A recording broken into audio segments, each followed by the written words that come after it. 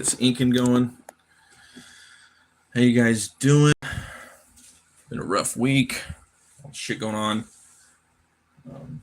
Wanted to do a little Inkstream to get my mind off all the crazy stuff going on. Need to clear my head a bit, and want to finish up this piece as much as possible. Maybe do another hour or two on it. And for those of you guys don't know, I'm drawing Cimmerian, Conan of Cimmeria, the Barbarian, for Cimmerian September, which was a new concept that was created fairly new about 3 years ago from Michael K. Vaughn. He's a YouTuber, excellent channel. Go check him out. We'll subscribe. I got a little bit of coffee right here. Been working on this piece, and yeah, right here I'm just going to be cleaning it up a little bit with my Tombow eraser, and just going to be going in there and maybe just drawing this, like finish inking him, and then just doing some touch-ups. And after that, I'll probably call it on this piece, and maybe do a couple little things here and there afterwards. Not too much. That'll be like 99% done. So I'm just going to come in here now and just start erasing around this area right here. So just to clean it up a bit.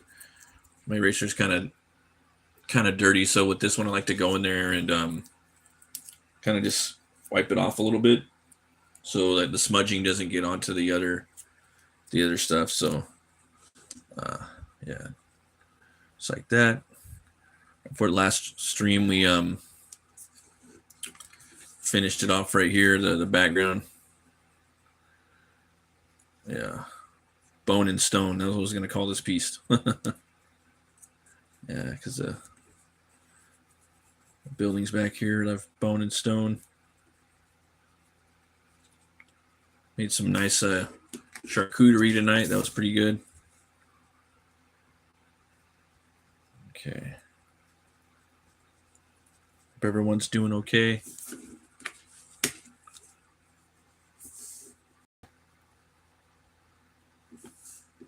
I like to let my ink settle for a little bit, for at least a day after I ink a piece if possible.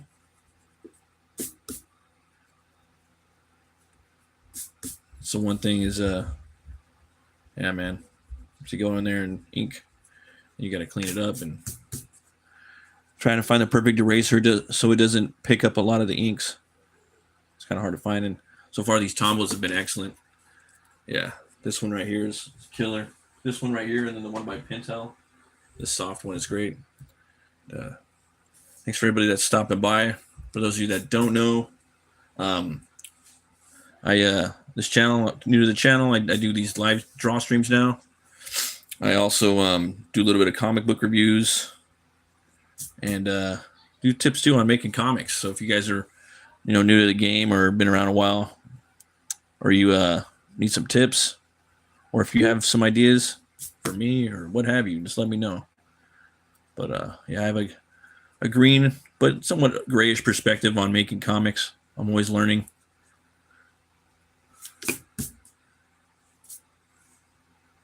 And yeah, I like to take little breaks in between the comics and commissions to do some of these fun draw streams.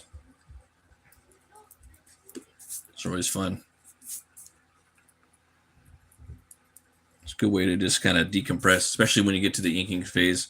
And then I like to, with these draw streams, I like to start with my whole process, piece by stream by stream. I'll do a layout, then I'll do a layout thumbnails, and then I do I pick one, and then I move into the pencils, and then I move into the inks, and I try to show pretty much about 90% of what I do after a while,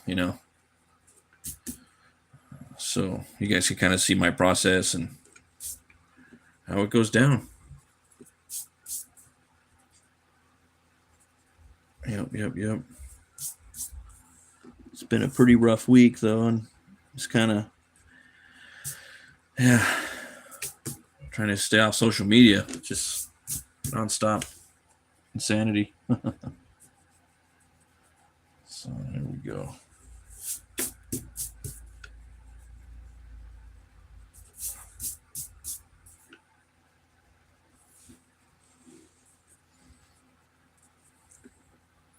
This guy's going to be fun to draw up here. Looking forward to that. Halloween's coming up. Halloween stores are opening up. That's going to be fun.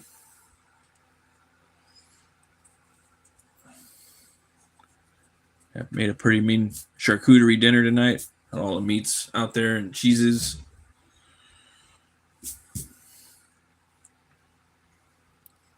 I got some nice salami. Hey, how's it going, Goob? Thanks for stopping by. In this piece right here, I have Conan the Cimmerian fighting off against some reptilian gorillas. Oh, thanks for the subbing. I appreciate it. Hell yeah, hell yeah. Hey, what's up, Mike? How you doing, man? I was watching your Coctagon. That was an entertaining show for a minute. I was watching it while I was making dinner tonight. I was doing the charcuterie. Oh, thanks, Rot. Thanks for stopping by. Little Riz. Hey, how you doing? Hope you guys are having a good day. The 22 people watching now. Thanks for stopping by. Just gotta do a little clearing right now. Tonight's my like Saturday night kind of. My son loves that Minecraft, man. Mr. Blue, thanks for stopping by. Appreciate it. We were watching Minecraft. I made a big charcuterie board. I showed it on Twitter. I'll show you guys in the community, man. That's like my favorite new food. You get the big board, you know. Do you find you get more viewers streaming draw streams vertically? Yeah, definitely, man. Yo, I'm gonna sub. That's sick. Thanks, Rod. I appreciate it. How long did it take you? This has taken me like, I have to say maybe 2, 4, 6, 8, maybe like 8 to 10 hours. And I'm probably gonna put another 2 more hours on it. So most of my pieces take about 14 hours. If it's like a splash, pinup, or a cover. Just the inks. If I'm gonna go into colors, then that'll take probably 32 hours. Because I'm slow. But I don't do colors anymore. Digital colors. Drives me nuts. Unless it's a flatting. Hey, how's it going, Zaid? Thanks for stopping by. But yeah, man, there's charcuterie tray. I get the charcuterie block. I put on the, I get ham, salami. What else? What else was I using? Pepperoni. I was doing summer sausage, smoked Gouda cheese, mozzarella cheese, Tillamook cheddar cheese, clubhouse crackers. I did some sliced tomatoes with Parmesan, oregano, and it was good.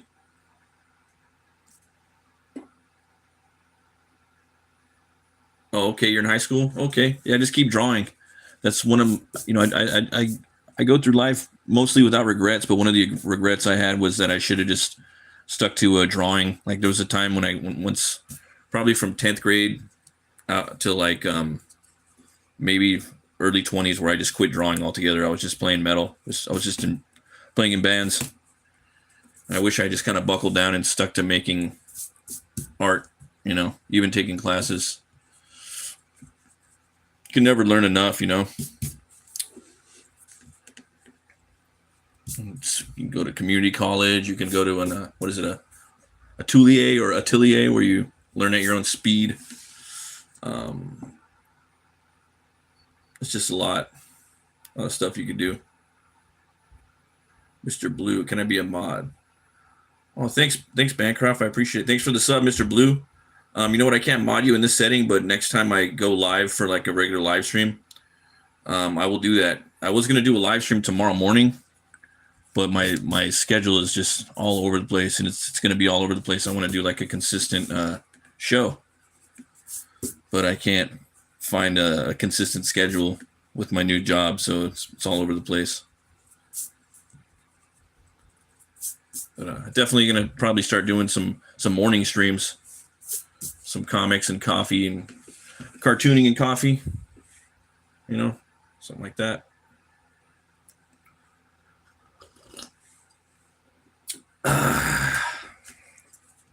It's good stuff. That's caramel apple coffee.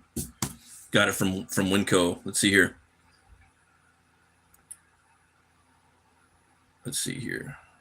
Almost missed Michael Bancroft. I said about my outro I was playing. Phew. Thanks, Mr. Blue. Never give up drawing. I didn't start drawing comics until I was 35. Couldn't have done that if I gave up along the way. Is that a game or is that just straight up from your head? I'm not really sure what you're referring to, Rot. I'm not sure, brother. Or, yeah, I'm not really sure what that means. But,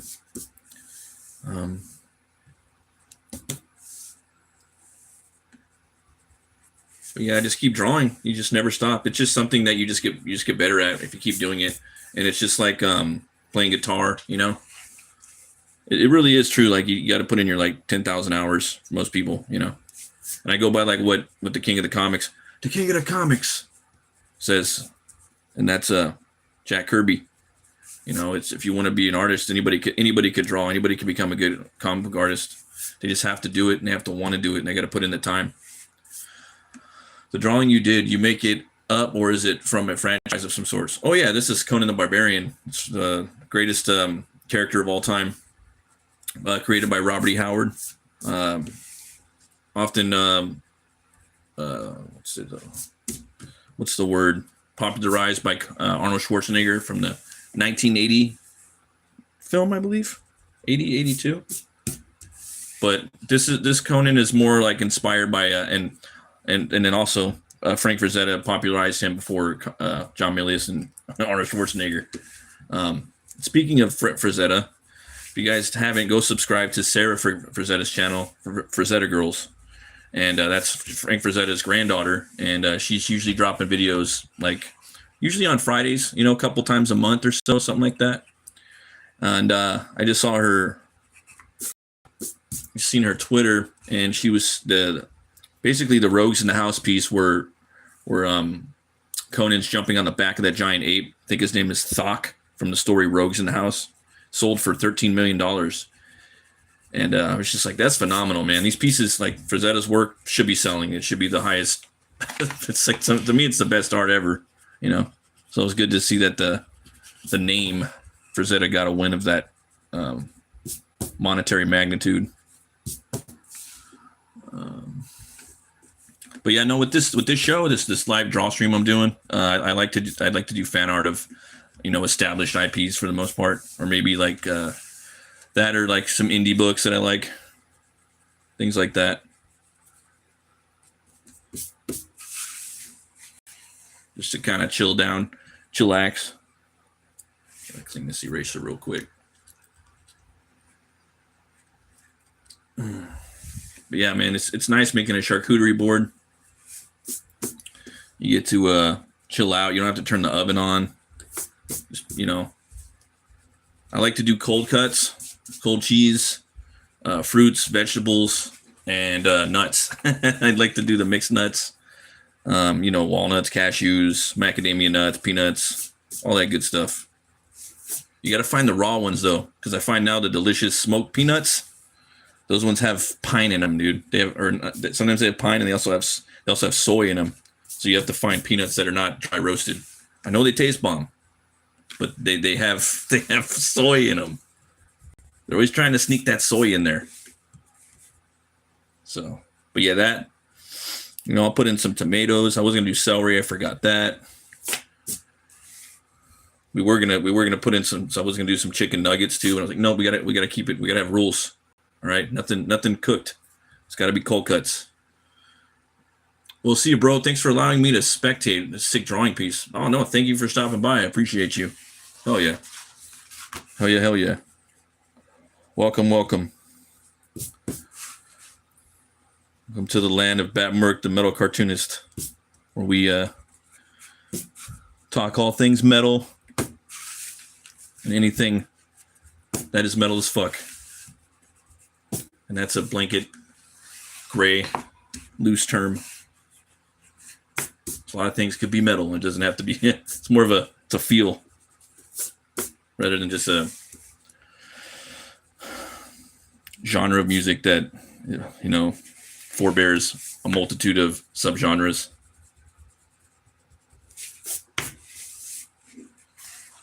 Let's see here.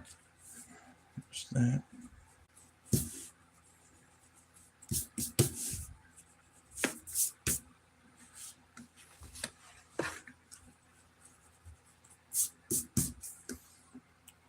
All right, looks like I got most of this cleaned up with the eraser. There's going to be little pockets of graphite throughout, but I can hit that as I go. Man, I just these erasers are invaluable, man. Like you cannot find a good eraser. There's this guy named Ralph Meyer that does the bande dessinée or bande dessinée, however you want to pronounce it, on Instagram. He's got an awesome book, Western book series called Undertaker. I need to pick it up, but I asked him, like, man, how do you clean up your pencils? And I always ask, like, whenever I get a chance, I ask different artists, what's your thing, you know? And he's like, oh, I use two. I use the netted eraser, and then I use another eraser, you know.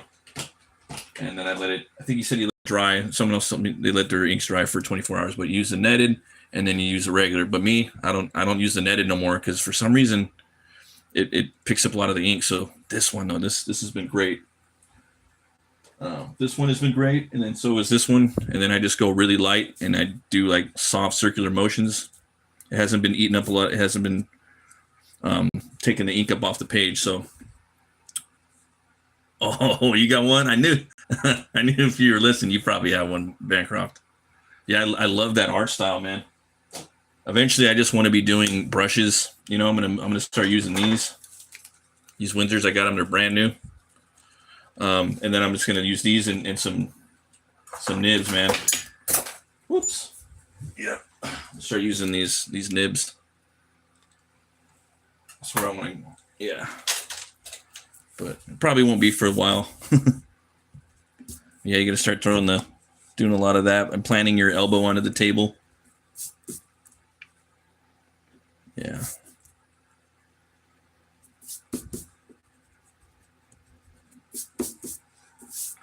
Joshua Johnson. Hey, how you doing, man? Yo, a great troller, bro. Thank you. We all must troll. Oh, thanks, kid with no lid. I appreciate you stopping by. Yeah, everyone's got to troll a little bit. I troll. I ain't gonna lie. I troll my buddies' chats all the time. It's fun. It's funner. It's funner to troll than it is to be on the show because you ain't got to worry about nothing. You don't got to look at the camera. You know, you don't got to like. you got to worry about looking goofy all the time.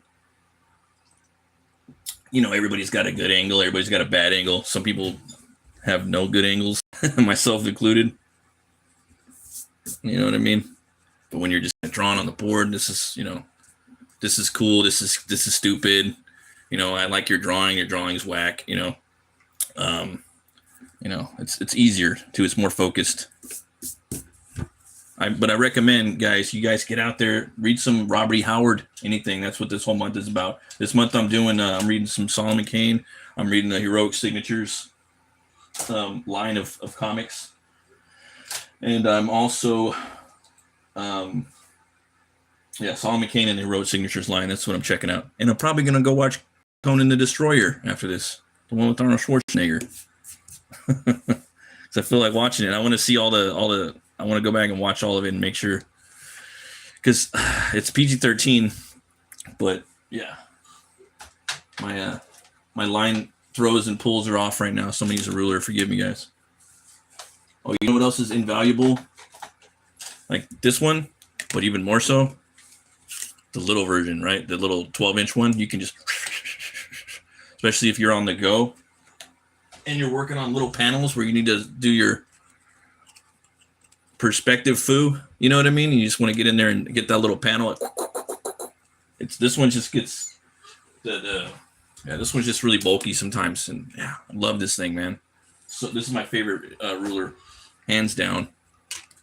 But what name? David Finch uses that binnacle, that pirate one. That's pretty badass. I want to get one. Yeah. You guys looking forward to Halloween? I know I am. It's going to be fun. I've got the Shadow Kingdom and the Atlantean on my desk to read. Yes, man. Those are so good. That'd be perfect for Cimmerian September. Yeah, I love what they did with the Shadow Kingdom and what those guys are doing with Cole. So badass. They're always putting their stuff out consistently. They're doing 3 issues a year. I think that's perfect. And homeboy Russ, he's like, man, I'm doing 4 of these a year. I'm like, dude, that's a lot. I'm like, 3 issues would be good, you know. And yeah, they're doing 3 now. Just you know, you gotta have a break in there a little bit, because those are big books. They're like 50 something pages each. I love their whole format too. It's like inspiring, bro. Like I want to do all my shit in black and white like that. I love me some color, but equally, but I do like the black and white a little bit more, almost equally. But it's just the thing about color is it really sets the world tone. You know, you really don't know what color the jungle is gonna be, or the, you know, or the sky, or the world. You know, like when you're, sometimes it's good, especially if it's a new world you're diving into. That's what's cool about color. Michael Bancroft. I'm leaving them until October. I'm planning on reading a comic a day that month. No, that's good. That's a good thing, man. It's good to have a schedule, I think, for reading comics. For me, I just, for me, it's just Wednesday now. Like I just go in there and I just fucking read comics. I'm usually reading like the Conan stuff. I picked up the new Punisher. I put the Palmiotti and Panosian Punisher on my pool, but they for some reason they put the new Percy Punisher in there, and I checked that out. I thought it was like whatever. I'll see where the story goes from here, but yeah, I don't know, man. I really don't trust Marvel or DC that much anymore, especially with all the stuff that's going down at DC right now. With the stuff with Kirk, man, that shit's fucked up. Oh. But I love what you know. There's so many indie. There's so many companies, you know, little indie companies that are out there that are in stores. You know, not just the, you know, mainstream stuff in stores. There's indie in stores too. There's so many little pockets of independent comic books out there. Little communities too. Love it.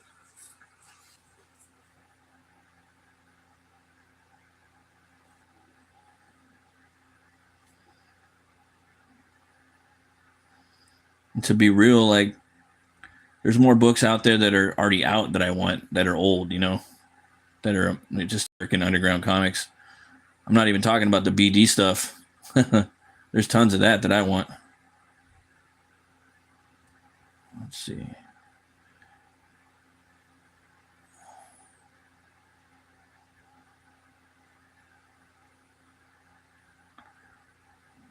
Yeah, I really want to do like an October Inktober thing one of these years.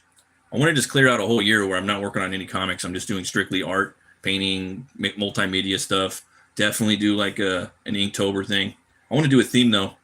I was gonna do Biztober with Omer Glitch and aka Pad, but I don't think I can commit to that many days. I'm probably gonna do at least one drawing, but I wanted to do like every day of the month something Simon Bisley related. And then we were gonna draw them all, and we're gonna do all the fan art for Biztober, and that book that was put out by Lobo, where it's like the thoughts of his mind, where every page is empty. Yeah, that was the whole like concept of what we were gonna do, but yeah, I can't commit to it. It's hard, man. It's hard to commit to a bit, you know.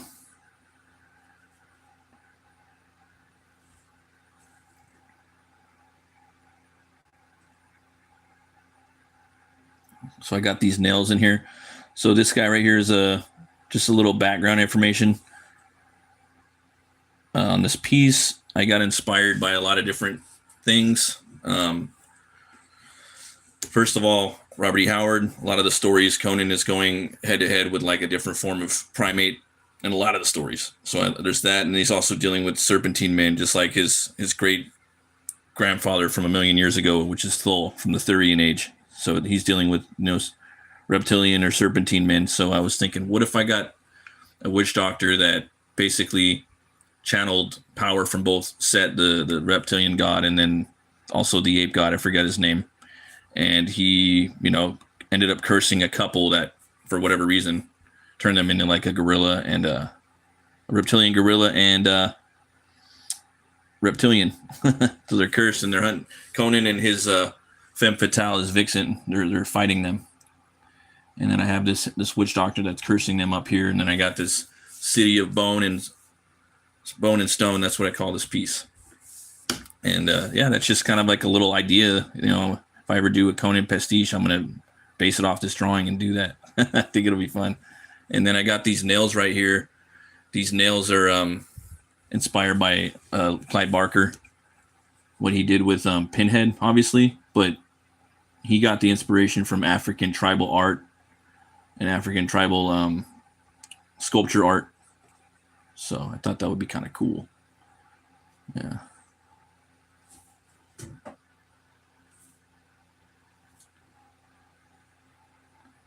Something. So I'm giving him this guy right here, this witch doctor, the shaman type. This big gorilla arm. Yeah. Sometimes just drawing things just pop in your head and they can inform a story and you could kind of write around it. Sometimes backwards. I don't know. I like to kind of just float off sometimes when I'm thinking of things and just let the mind kind of run wild. For a minute there, I was really getting a lot of ideas for a world I've been building until like everything started happening with all this crazy stuff in the world, all the demonic shit over the past month. And like the past 2 weeks, ever since like specifically the thing that went down with the girl on the train and Charlie, it's been pretty hard for me to concentrate. I can't think. It's really getting to me. Having nightmares and stuff too.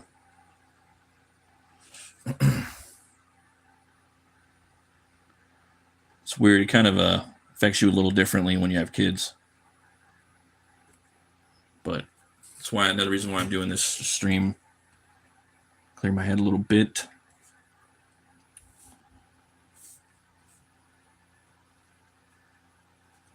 I watched that Chuck Dixon movie, A Working Man, with Jason Statham. I actually liked it. It definitely has comic book vibes in there, like villains. It's got like a little biker gang, and then you have this biker gang, then you got these Russian mafia assassin types. You have these Victorian era reenactment like fetish people that traffic, kids and things like that. But I will definitely watch some more of that character, Levon Cade. I don't think the movie did as well as they wanted it to do, but I know that it did okay. And I know that The Beekeeper, they're making a sequel to that. And to be brutally honest with you, I actually like The Beekeeper a little more than A Working Man. But they're both good. And I like the Beekeeper character, and I like the Levon Cade Working Man character. I think it's cool. And I think they could both be fun franchises. It's weird. It seems like a lot of action stars are kind of stepping down a little bit and just kind of getting old and things like that. Like The Rock, it doesn't look like The Rock. Whether you like him or hate him, he's like he was kind of the A-list action guy for a while, He's, at least as far as the box office goes, he was bringing in a lot of coin, right? And now it seems like he wants to kind of step back and maybe go a little indie, or, you know what I mean? He don't need the fucking money. So you got him, and then Jason Momoa was talking about like he wants to just direct stuff. And I'm looking at his career and I'm thinking, well, he's kind of done a lot of stuff. I mean, he's not young and he's not old. He's like a little older than me, maybe like 47 or something like that. But I think Momoa wants to step down too. I don't think he will for a while, but I think he's kind of like the big guy right now. Like as far as Hollywood big action stars, him and Keanu Reeves maybe, and then Statham. Yeah, I mean, I hate to say it, but those are like the Statham, Reeves, and Momoa. Those are like the big guys right now. Arnie's out. Stallone's doing like Tulsa King and then a couple random things. Plus he's getting older. Bruce Willis, yeah, he's out. This Scott Adkins, Scott Adkins is pretty badass. I'd like to see more of him doing stuff. What was it? I was watching some YouTuber, I forgot the name of his show, and they're talking about Batman casting, and I'm just saying Scott Adkins, dude, he's the guy. And one of the dudes on the show was getting all mad.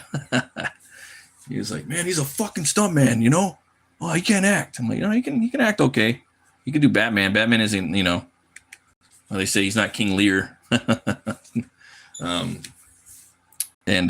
he's pretty good. I mean, if you watch him in like even John Wick 4, he's wearing a fat suit and he's kicking the shit out of John Wick, Scott Adkins, And I mean, he's in the new movie with Matt Damon and Ben Affleck. He's probably playing the villain too in that new movie, The Rip, is coming out on Netflix. So he's starting to get bigger roles, and he could do all the moves too and more.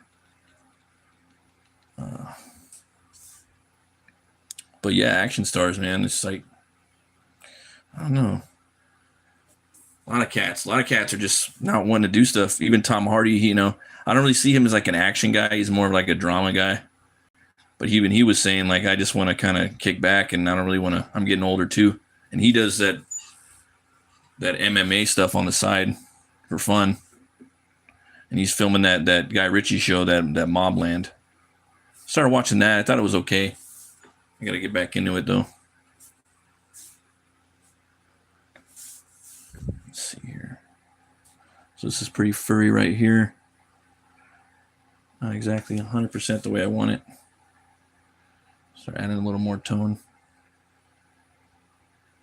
to the fur. Yeah, and then I was just thinking like, damn, man, Momoa could easily play Conan right now. Like, it wouldn't even be a problem. Like, if you wanted to, like, the studio would probably greenlit the movie in a heartbeat. And it would be good, man. Like, I'd be cool with that, even if they rebooted it.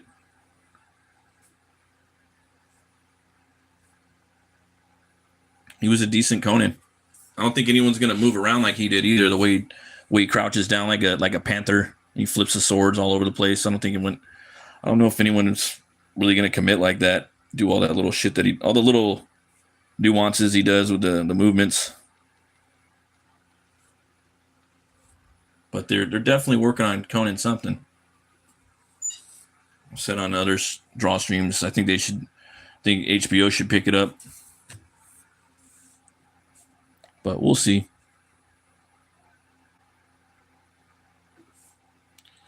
Yeah, I might go watch Conan the Destroyer tonight.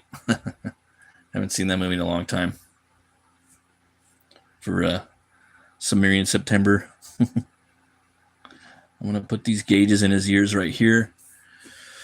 And then I've seen like those African tribal like dudes with they got the big gauge in their lip. It's like the size of like a coffee cup lid. It's freaking massive. So I was thinking that would be kind of cool, and yeah, that might be kind of fun thing to do right there.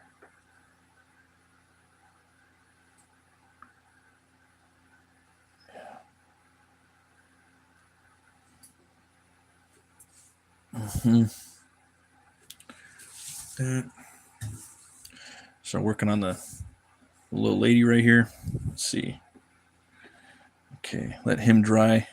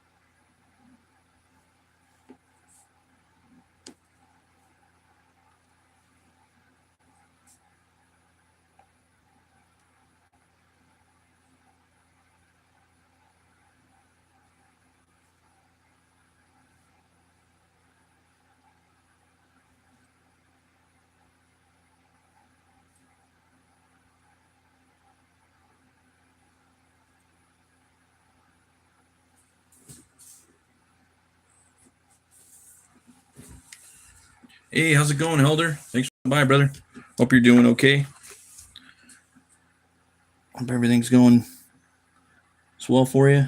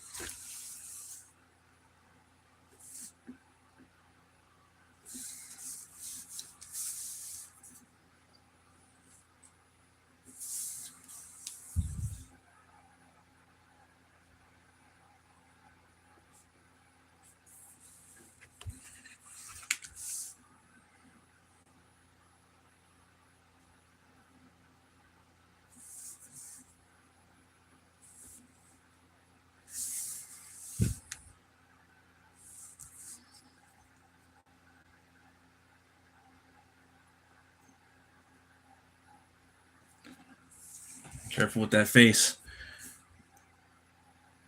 You gotta be careful when you're drawing the ladies' faces, man.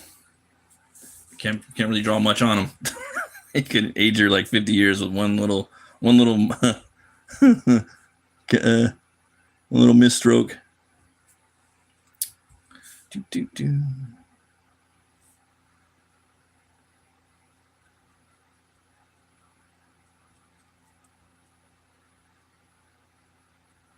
Little dress coming around like that.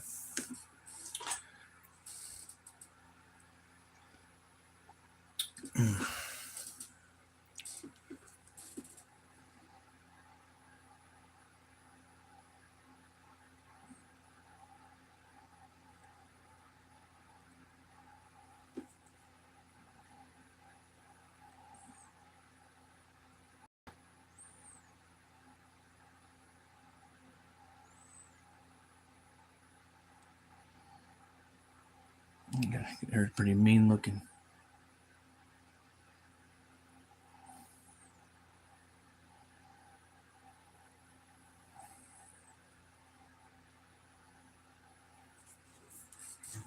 Go.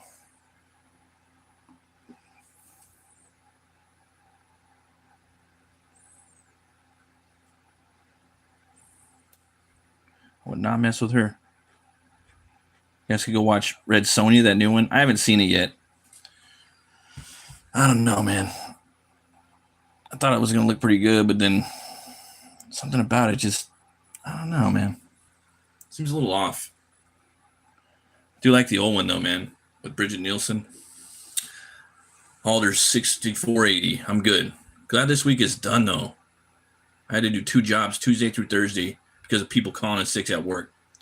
I did manage to get some drawing done on one of my breaks, at least. Yeah, man. It sucks. Oh, snap. Thanks, everybody, for hitting the like. 16 fucking likes. That's a lot. You guys fucking rock. Yeah, dude. I'm done with that, brother. I don't got to worry about that no more, man. I did that for 20 years. Just basically wiping people's asses, you know? Like, your back's hurting because you're carrying everybody all the time, you know? I don't got to worry about that, especially when you're in, like, management. Oh, my God. Yeah, I try to take, like, I don't know, man. Try to get a job where it's a little less stressful if possible. It's kind of impossible. But the only thing I could say is keep praying for it, man. Asking God to hook you up. You know, help me, God, with a better job. That's what I did. You got to be specific on your prayers, too. Be very specific. Very specific. Finally, I got what I wanted. And I never thought it was going to happen. I thought I was going to die doing the same thing for the rest of my life. It was pretty rough, man. I had like 11 bosses at one time, all telling me different shit.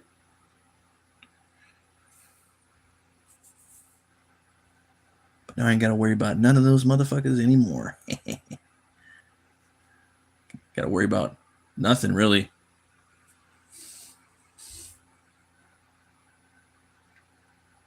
lot of those places I worked for were pretty gotta watch every little thing you say or you get in trouble.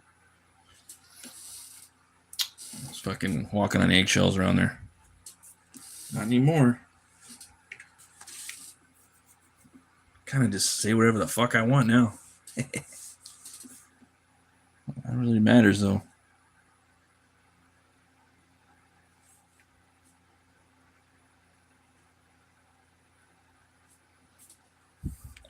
Get those eyes. Oh yeah, those fucking crazy eyes. Yeah. So this is like my first Conan I've done. I've done 3 Conan pieces in my life, and they actually they all look a little bit better. You know, if you go back and look at the last one, you're like, okay, yeah, that's pretty fucking whack. Then you look at the first one, and you're like, okay, yeah, and it's not even a finished piece. I just kind of drew him like swinging a sword, you know. And now, just like after all the books I've read and comics I've read and seen all the different artists doing it and what I think he looks like, reading the actual books, you know, watching the movies, it's playing the video games. It's like you have these like ideas of what he looks like, you know.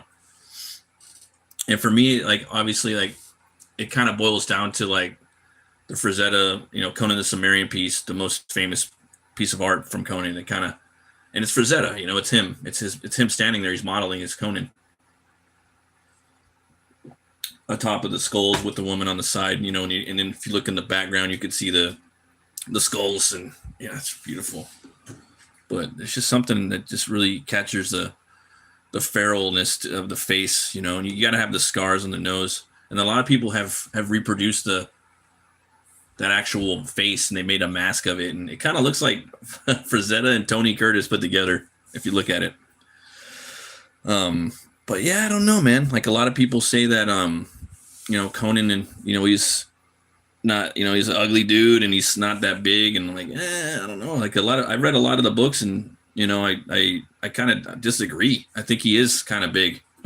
Definitely could be Conan's Schwarzenegger side, or he could be the size of Momoa. I think he's that big and his neck is huge. You know, he's talking about like this guy just squeezing the life out of his throat, and I think it was like the shadows of Zambulia.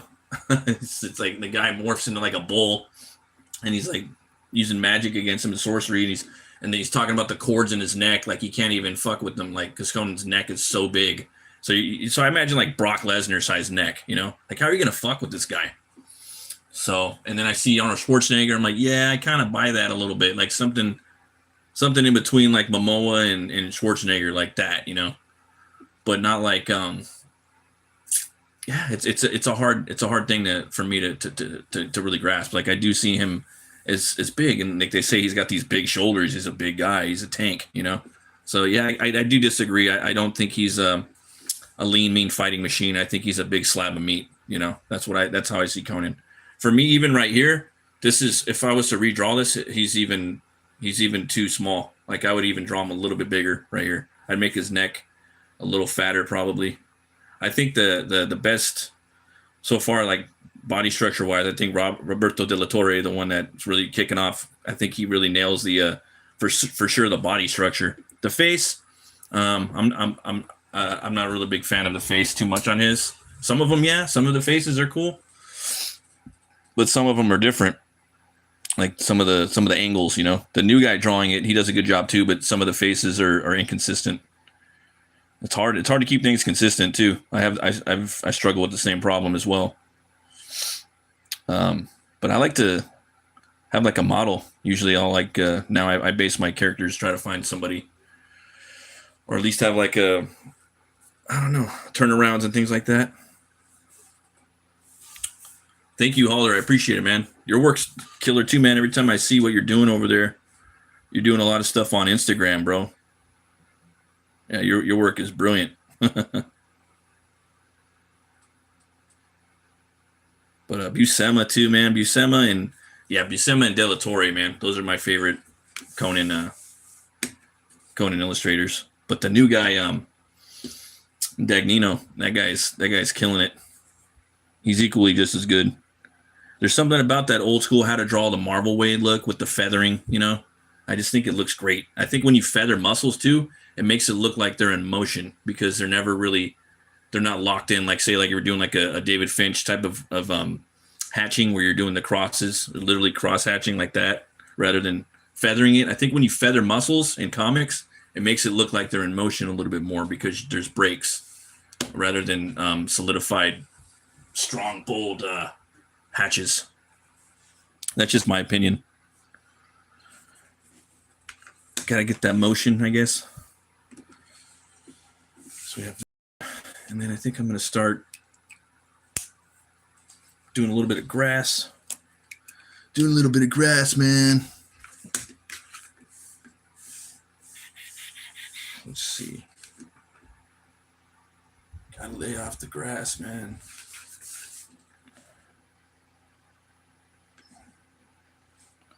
I recently seen a Bernie Wrightson Conan the other day. I thought that was awesome. A lot of people like Barry Windsor Smith's Conan. He's like a tall, leaner kind of build, you know. I even think that personally that Conan's a little small, you know. But everyone's got their vision of what Conan could be, you know.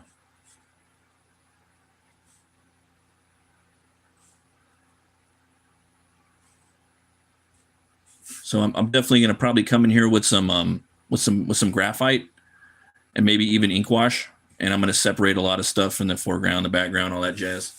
Hey, what's up, AR Legend? Thanks for stopping by, man.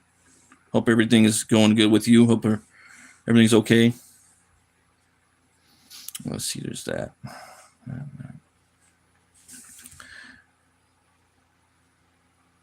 The fun thing about grass is you can, you know, do these little lines like that, or I like to single these blade outs. Do that. Kind of just come in and do some organic stuff. And then you could come in later with a white pen and just start breaking out little blades. And if it's over detailed, you can kind of come in there and you could ink wash over it so it separates. It's basically a color hold like you would do in Photoshop, but with actual ink and graphite.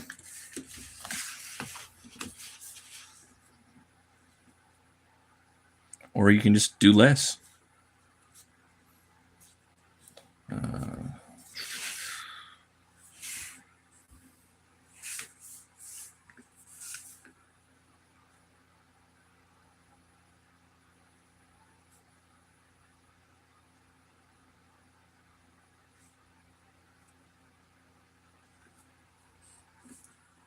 Oh, thank you, sir. Appreciate you.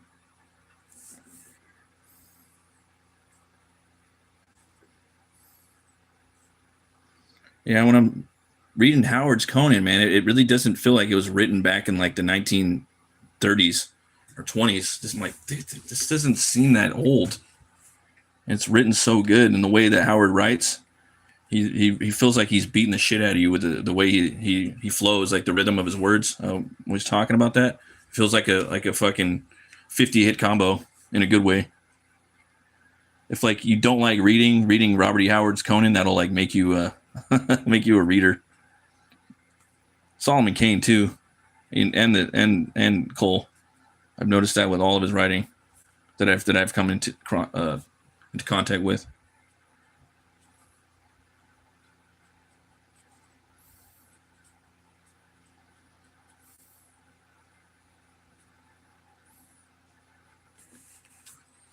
Are you going to release Hell War next year? That's the plan. Yeah, I want to try to do it in March. Hopefully, we'll see what happens. I got about, I think, 7 more pages left to do. Then I got to go back and do some edits. Just kind of look through it. Might need to draw a couple more things, like look for consistency errors, things like that. Basically, edits. Looking for inconsistencies. I've already taken notes on some inconsistencies in the story where I forgot to draw certain things. Like, oh, right here, I'm missing a belt loop, or I'm missing a gun holster or something like that. You know, got to draw it. Got to go back and redraw it or draw it on there. Things like that. And then I got to start the lettering. Probably going to get a new computer for that. Probably gonna get like something, Android something, or yeah, I'm not really sure what I want to get. By the time I want to get my new computer or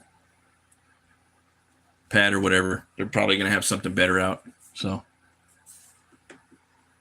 how many dollars is it? It'll probably be like $15, something like that. That's what I'm aiming for. Plus shipping and handling. I want to make it about $20 for 100 pages. And it should be magazine size, like Savage Sword of Conan, around that size, maybe a little smaller, but bigger than a regular comic. Definitely like a magazine size. That's what I'm aiming for, black and white. If I can get it cheaper, I'll make it cheaper too. It just really depends on how much it costs to make the product.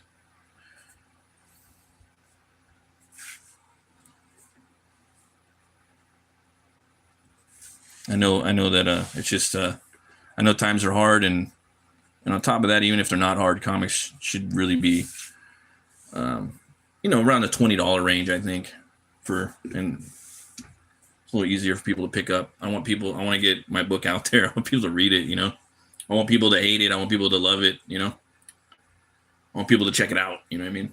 So I want to make it affordable. Probably not going to make it down a digital download though. We're just gonna, because I'm really a real big fighter in the physical media thing, and I understand like there's people overseas, but I don't know. That's a tough topic I don't like talking about. It's kind of like because I understand, and I'm not really like hard. I don't really have a hard line on that topic really, because I kind of do want to make the digital available for people if they want to read it.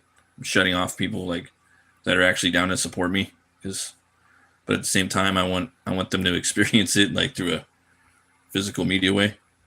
That's how I'm kind of like setting it up. Because I figure if I wanted to do it digital, I would tell the story digitally differently. I look at things, for me, digital comic books are kind of like a different medium. When you're reading a comic book, you by like default, you're always looking at the right side of the page, and as soon as you open a comic book, you open it up, and then you're on this page, but you're already going to look at that page. All right, so you've already got a spoiler. Every time you turn a page, you're spoiled it. So I already saw this right here, so I already know there's going to be a big dragon on accident, because by default, by proxy, you've already spoiled what's on this page. So that being said, if I'm doing a comic digitally, it's just me. It's just a nitpicky fucking OCD thing. I'm going to set it up to where, I'm going to have my stories. You're not going to know what's coming. For me, that's the one thing I actually like about digital comics, is that you only see one page at a time. You never see what's on the right page. So you're always getting there's no spoilers in digital comics. There's no spoilers in digital comics. So that's the one thing I do like about it. You don't see the right side. So I would set up my story. I would set everything up like that. I want to back more physically, but the shipping to Canada is getting crazy. Maybe try Global Comics for digital. Yeah, definitely, man. I am thinking about that too, and I'm looking at a lot of cats too that I respect, and even they're going digital, and I'm just like, fuck, and I don't care if people pirate my shit. I mean, I do, because I kind of do in a way. But I don't really give a fuck, because I want them to read my shit more than anything, It's just kind of, I guess I care more about people that are, right now at least, that are like, hey man, I backed your book, and then, someone got it illegally, and, there's that. And then I want to make some of it collectible too. If I'm doing a crowdfunder, I want there to be like some collectability to it.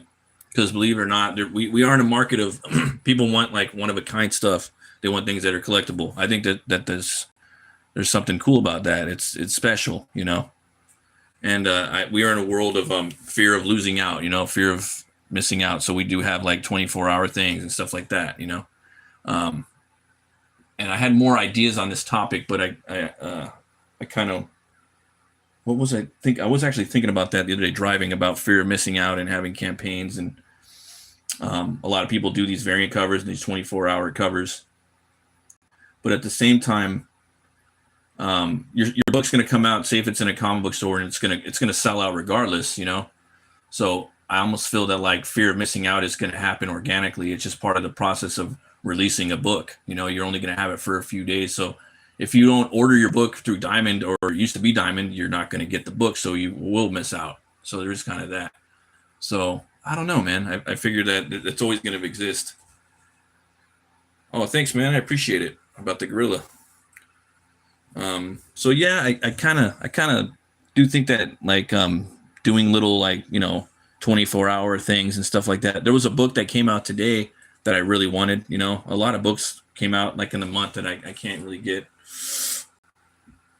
It was Mike Morg from Brian Pulido. It's definitely a metal comic. It's a sequel, but I missed that one. That one came out. I didn't even see it. Like he just dropped it. I think I don't really remember seeing a Mike Morg email. I just so happened to. You know what? I wonder when Mike Morg's coming out.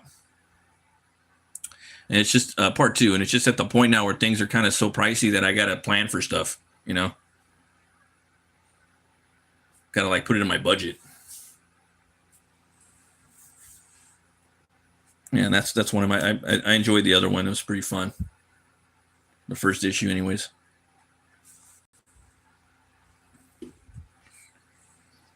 But yeah, I think kind of might be possibly at the point where we really have to do digital comics. You know, it's really not an option. People need it overseas. It's just so fucked up that the way that these communist governments,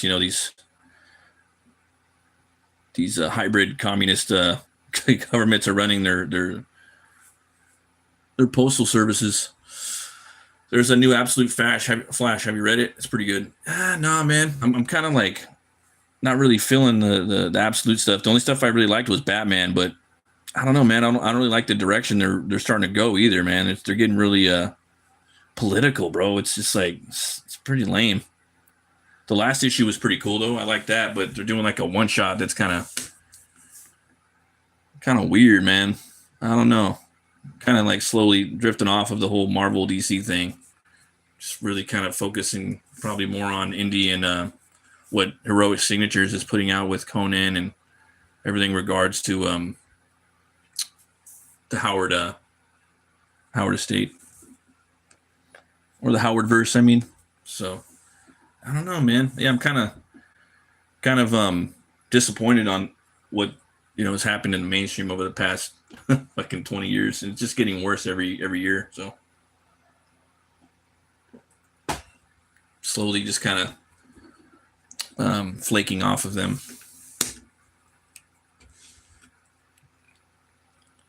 Let's see, we got that guy. I have a little more shadow to him up here.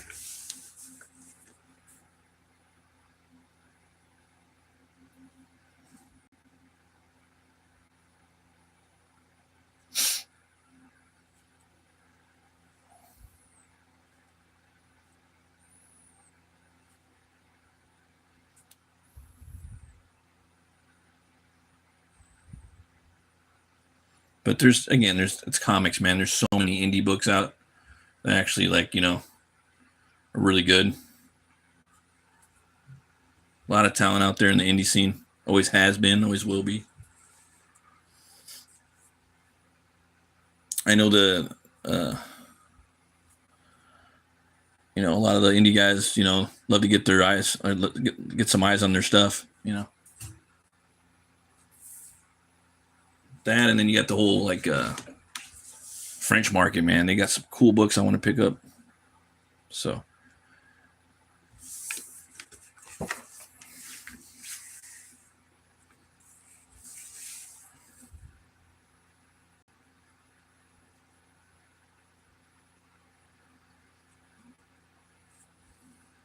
I was doing that for a while too. I totally gave up on Marvel and DC. I was buying shit from those guys for I think 5 years. I was just supporting all indie shit. And then that kind of slowed down. Now it's starting to pick back up again. At least I was doing a lot of the people in crowdfunding were putting out books. I was buying a lot of those. But yeah, things are just kind of different now.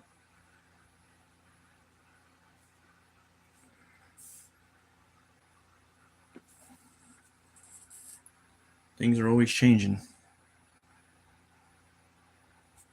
I'm going to silhouette this out.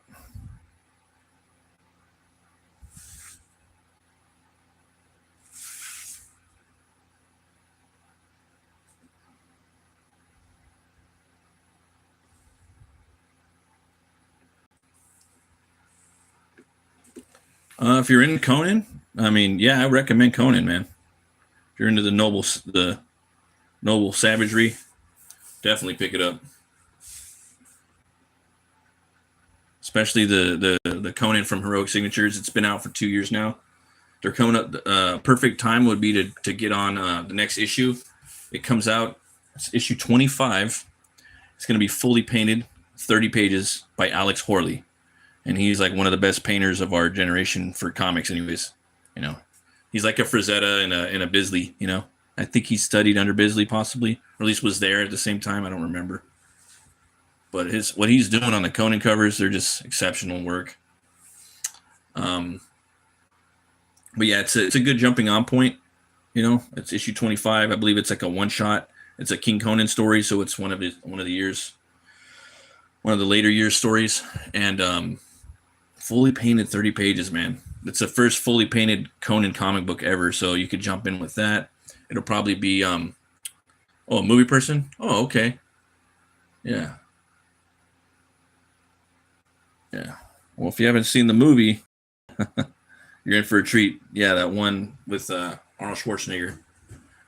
That's my favorite movie, man. Straight up. Hard recommend. But the thing is, the movie is a lot different than the books. And the movie's a little more, in some ways, more dramatic and personal for the character that they made for the movie verse. He's not the same as the one in the book. In the book, well, I don't want to spoil it, man, but it's a great movie. I'll just leave it at that. Because if I start getting into the details of what's different about the book than the movie, then I'm going to spoil it, you know? And that has to do with the story of what he's trying to accomplish in the movie. I would definitely be just spoiling it. After Avengers Endgame, Marvel kind of fell off. Yeah, Marvel fell off, man. Yeah, I agree with that. Like for me, they fell off after Infinity. Which one was it? Infinity War. To me, that was like the last really good Marvel movie. I thought Endgame was okay, but I wasn't a real big fan of like Fat Thor. You know, I didn't like that. Thought the movie was really long. The ending was pretty cool. Thought it was kind of stupid how all like the chicks got together and they started like charging like at the same time. Thought that wasn't really realistic. I know it's a comic book, but even like why would they do that? Like, okay, wait for all the girls to get together. All right, let's charge. Like, no, that wouldn't work. There would be women and men like together working, and they would just be kind of like, you know, it's just stupid. Yeah, and the movie was really long. Like it could have probably lost an hour, maybe 30 minutes or something. But Infinity War was dope. I like that a lot. I kind of like the Multiverse of Madness a little bit, because I like Sam Raimi. I thought that movie was pretty cool. It had some good horror vibes in there. Surprisingly decent. Could have been a little bit better, but yeah, that was fun. But I haven't really watched, and really the only reason I watched that is because Sam Raimi's like, you know, Evil Dead is my favorite franchise for horror, you know. So I watched it. Anytime he puts out a movie, I'm gonna watch it. Sam Raimi. He doesn't really do that many movies anymore. He's usually producing movies like the Evil Dead remakes and whatnot.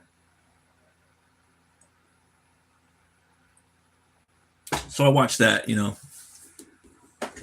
Thought that one was okay. But there's a bunch of TV shows that I never watched. Just never gave a chance. I just didn't want to. They look stupid. She-Hulk looked dumb. I watched Moonlight. I thought it was okay. I thought that the character wasn't in costume enough, like as the actual character. But he has like two different versions. He has like a Cockney kind of British gangster street thug kind of version, and then he has the the classic like Marvel hooded version, which is awesome. You see him for like 10 minutes on the show. It's kind of a letdown. I like DC's The Dark Knight better than Endgame. The Dark Knight better than Endgame. Oh yeah, that movie's way better. Yeah, I would definitely watch that. Well, you know what? That's a tough one. Yeah, that's a tough one. Yeah, I probably at the end of the day would. I mean, it does have a good battle at the end. Both the movies are pretty long. Heath Ledger's Joker is pretty cool. And I do like Batman. Yeah, I'd probably say I agree with you on that one. If you're talking about The Dark Knight. Yeah, Christian Bale was great in The Dark Knight. I actually like Batman Begins way more than The Dark Knight. I could watch. I've seen that movie like 20 times. Yeah.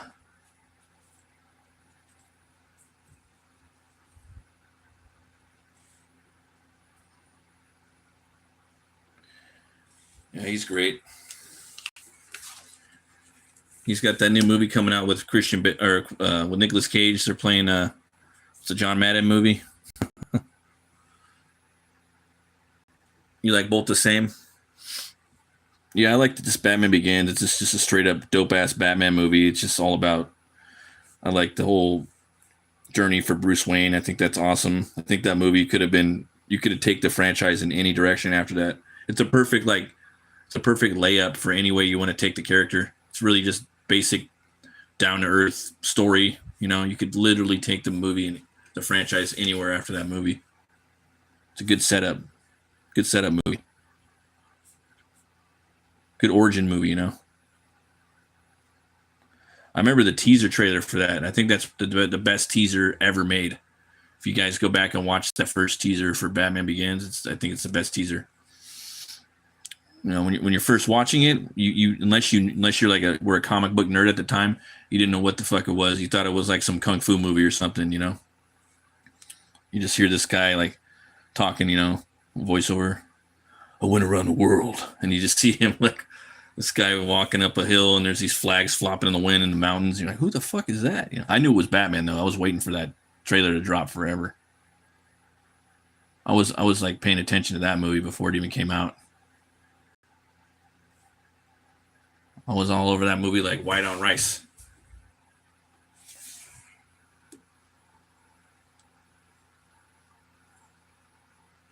Yeah, Love and Thunder. I thought that movie. I thought he did a good job in Love and Thunder. I didn't like the design of Gore though. I thought it looked dumb.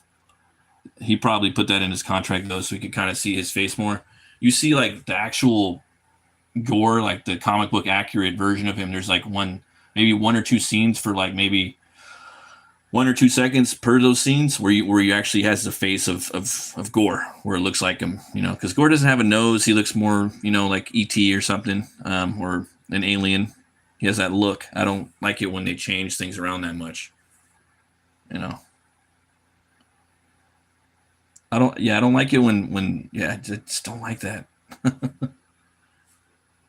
I understand why artists want to do that and directors and special effects people. They want to kind of come in there, put their stamp on things, but it's like, you got a job. Just kind of stick to the job. Even if you're an artist, just kind of do what they tell you and fucking make it like the comic. Because he looks cool, man. Like, there's a reason why people like that character, because they like the way he looks. He looks cool. But he made the movie good. But I didn't like the movie. I don't like Taika Waititi. I think he really jammed up Thor.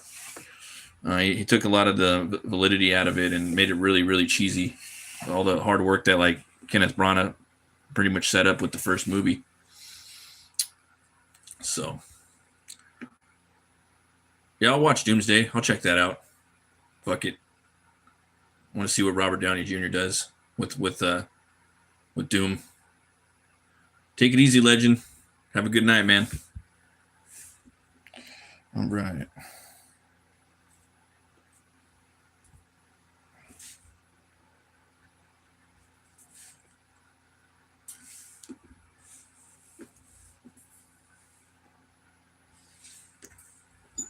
I see a couple more spots on here I got to erase, but I can do that later. All right.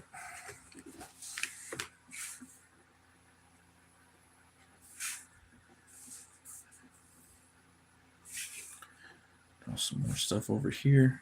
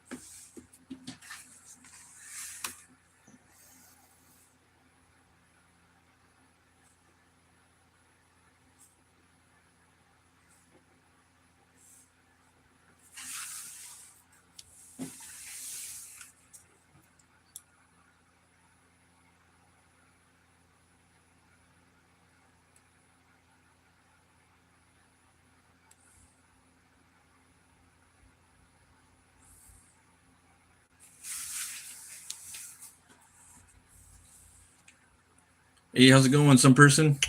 How you been doing? Thanks for stopping by. Good, good, good.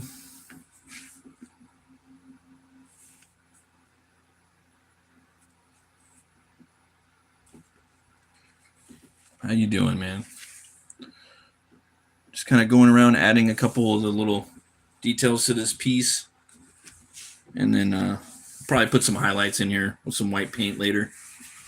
But I'm not going to, I'll probably do that just off stream. And then try to come up with something to draw next week.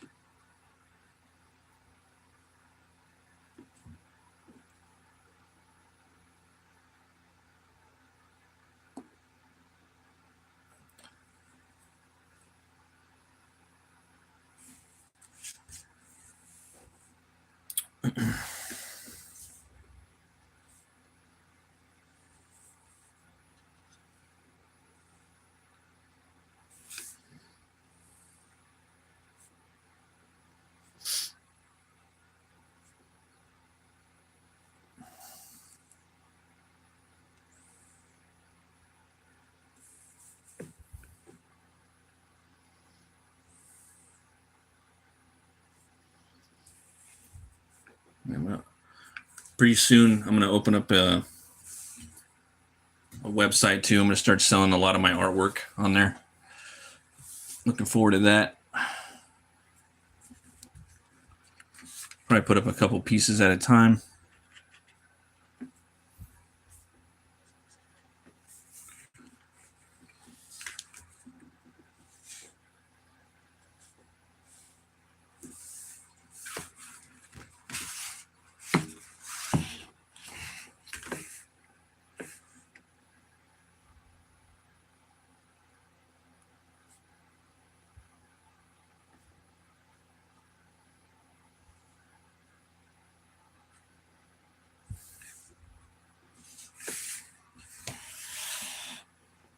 The drawing gods will be pleased. Thanks, man. Appreciate it.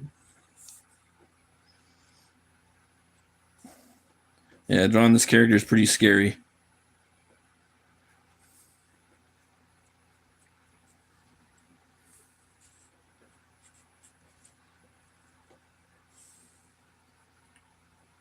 There's some things I tried to do I didn't accomplish with it, but it's all good. There's always next time.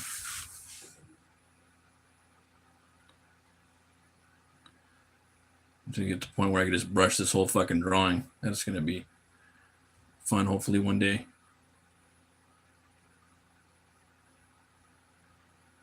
Brushing a little bit of nib. Not too much, though.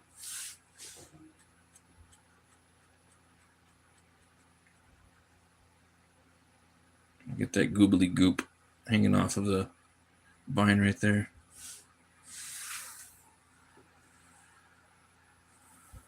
Rosetta smiles upon you with approval. The fantasy father. That's what I call him. The fantasy father Frazetta. Because no one really did fantasy like him before him, in my opinion. You know, the artwork. Just something about his work, man, really just sings off the page and big influence on me, man. It's hard for me not to like use that pyramid that he draws. Like I could use that every day, man. I've been using a lot of like Z's, like where you kind of eye goes like that. Lately, that's kind of been my shtick. Basically, this is a traditional basic bitch, idea for a comic book panel. Where you're always left, right, left, right. I'm just doing the same thing, kind of like a tower though at the top. So I try to do a little action sequence as much as I can, if possible.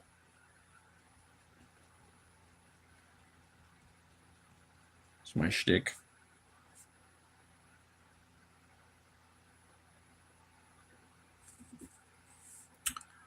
From interviews, he said most art seemed boring to him and needed something. Yeah, I that's for sure, 100%. That's how I kind of feel too with specifically like comic book art. Like covers. It's always weird. Like, I mean, sometimes it's cool, like when people are standing around posing, but for me, it has to like, I don't know. I like a little story that's going on. Maybe a battle or a fight. I like trying to tell a story, and I noticed with his art, it does that, and it's always moving. Things are moving. Muscles, flesh is moving around. It's getting tossed around. There's axes being swung, and muscles are moving, and people are falling during midair. It's not always the best angle, probably, or the prettiest angle. Like you'd want to draw the anatomy, but it's alive.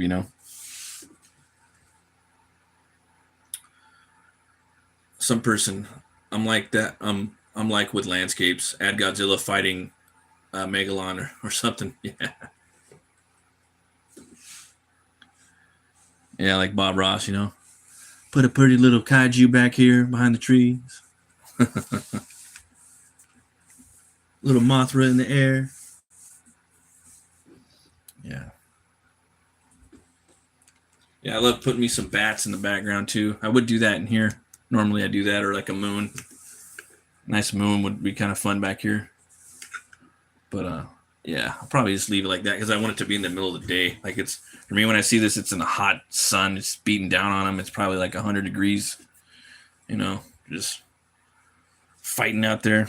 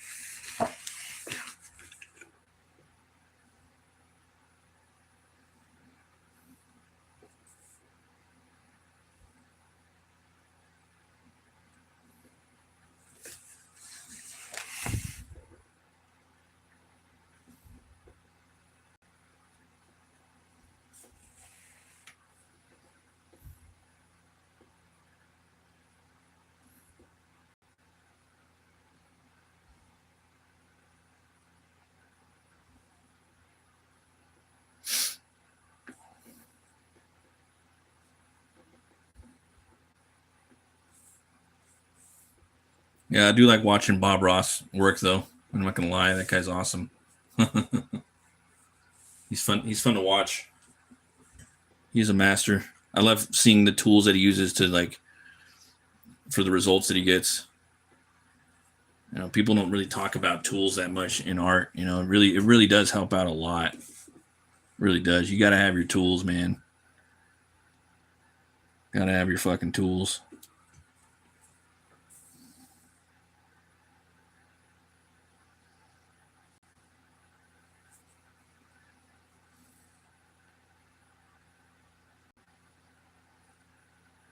Just gonna watch the Two Towers tonight. Then decided not to.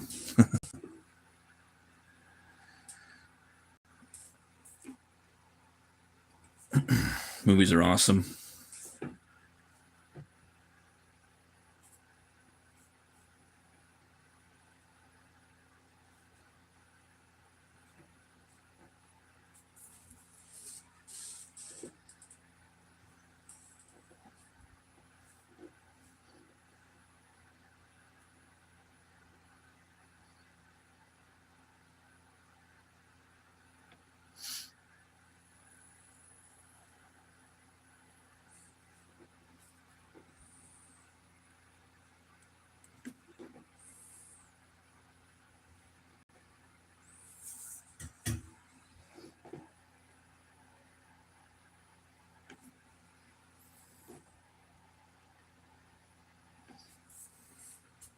when he finds that sword in the movie with Schwarzenegger.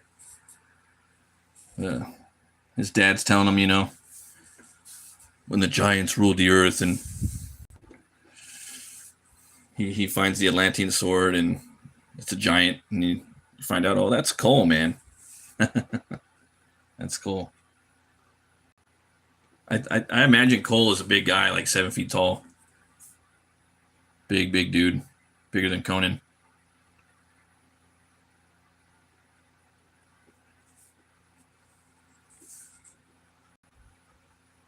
Almost 7. Like the Undertaker, like Kane and Undertaker, like that big. Hey, what's up, legend? How you doing? Okay, there's that.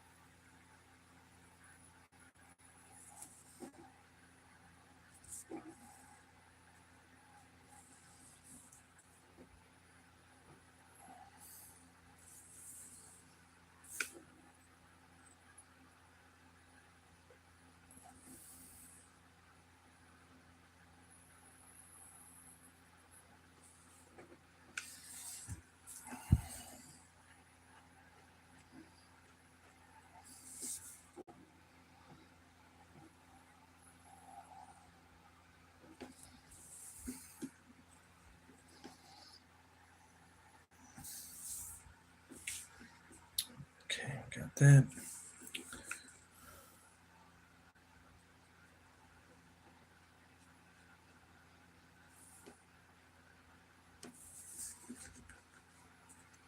Conan kind of pop a little bit.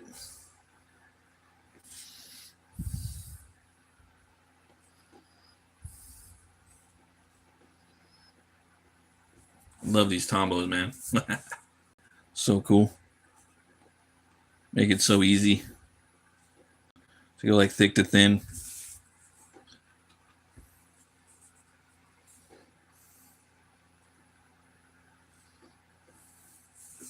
You go, you pop a little bit more.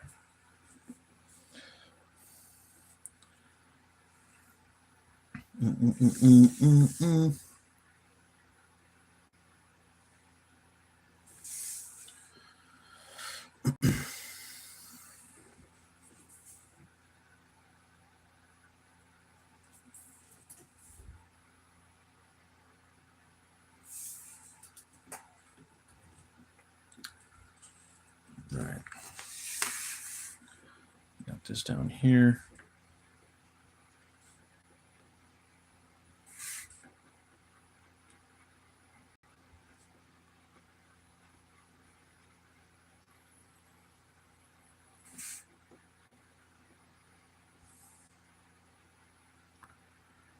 Get a little noodle action going right there.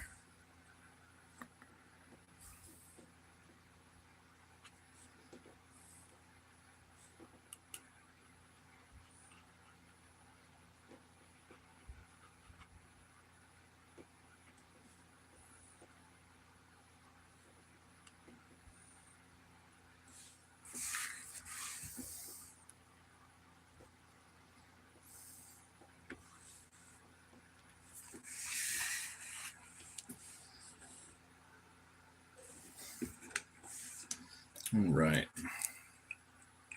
Let's see here. Got that. So I got a little bit of tones right now.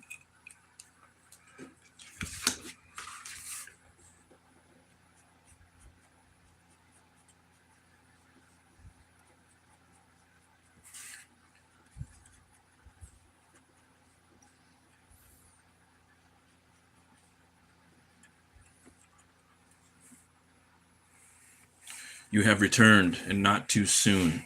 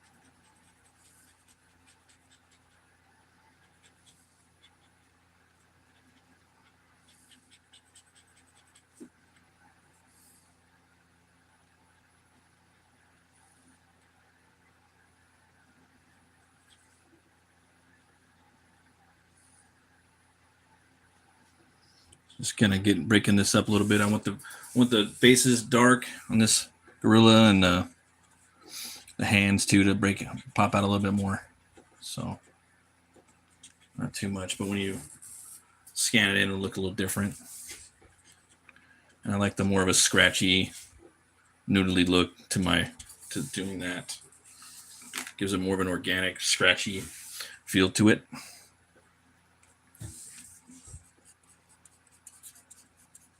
Sketchiness as well.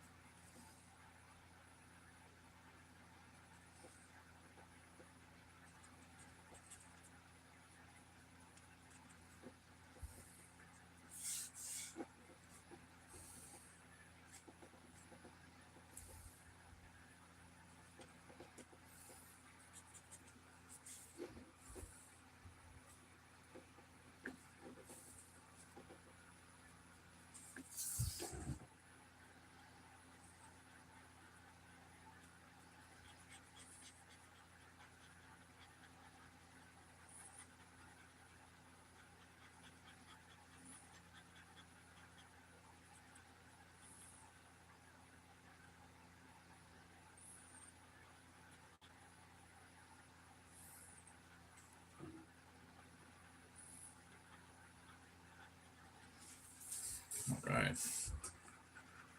A bit of that.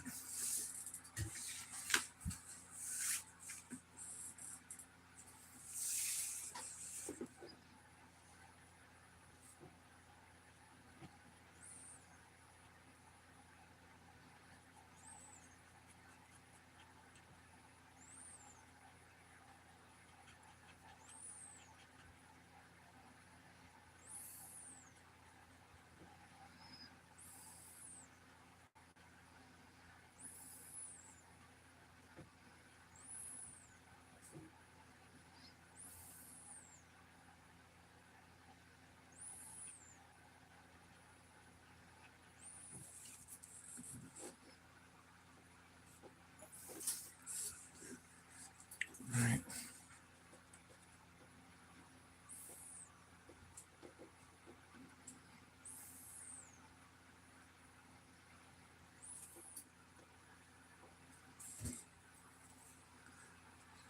All right, so you got that. Let's pop out a little bit more.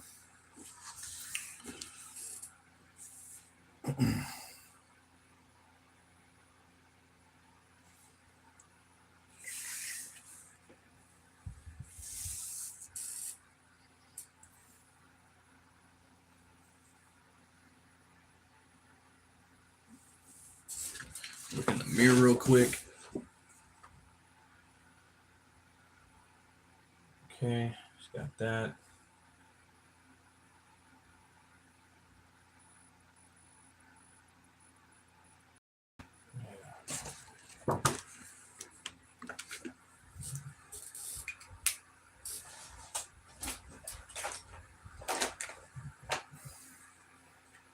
I'm looking for some goobly goop.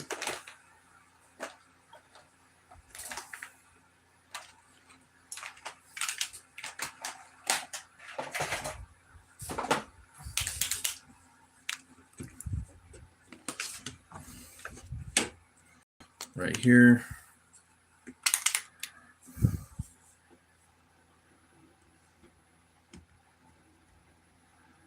A little bit of that.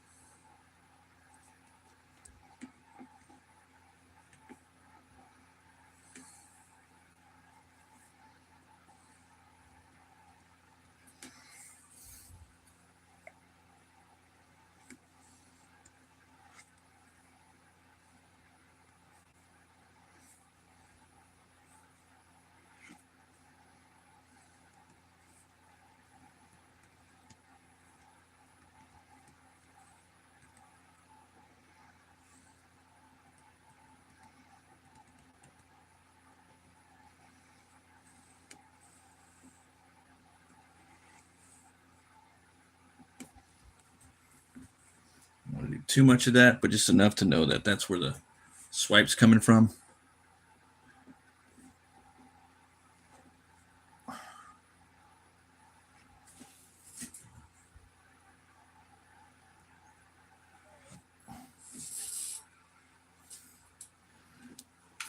So it's doing a lot with that motion.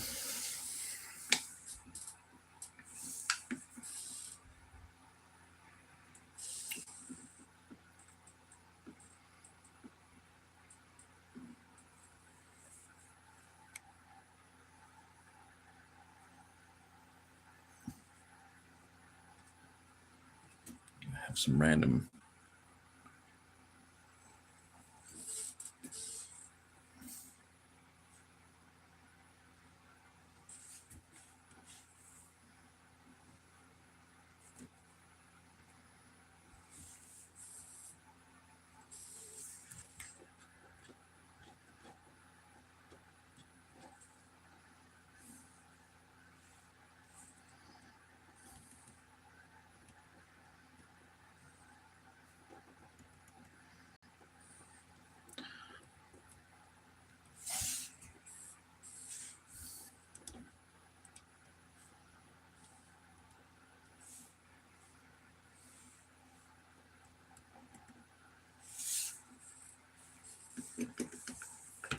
Just be ready for that.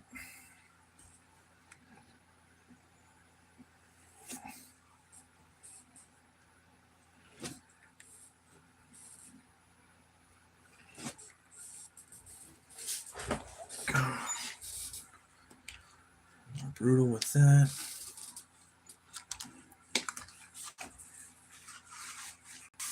And we got this lady up here.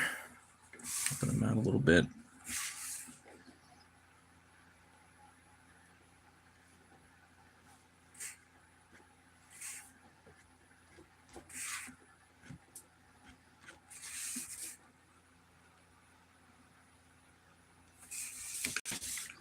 It's running down right there.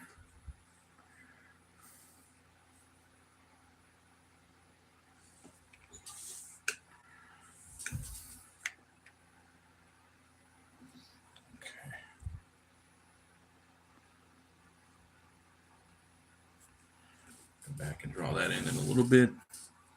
If I want to, I could come in here and add some shadows to that, to the action. And right here, you got the white, the black, the white. So it's kind of like a pattern, the way it breaks it up. Like I was saying, when I draw the blood, sometimes it's white, sometimes it's black. Black always looks cooler, but it's not. It's the thing when you're dealing with black and white. Sometimes it gets stuck in there. If you have your guy fighting a bunch of dudes in black tuxedos in a black and white book, probably going to want to make the blood on the white because it's going to get lost in there. So got that. This dude's up there. We're waiting for that to dry. Yeah.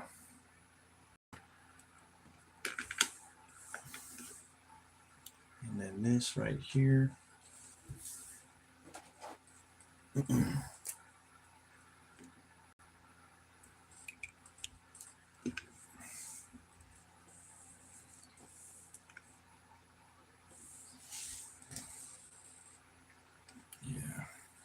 at it in the mirror a little bit.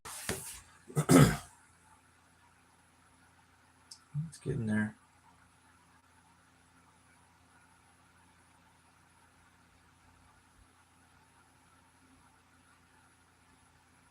Yeah.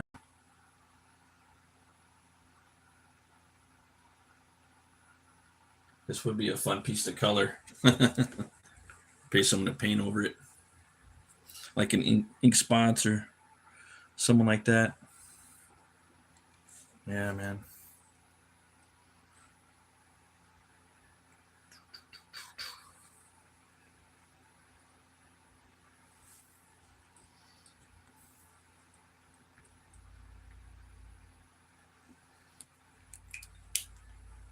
Looking at it, I want to do more blades of grass.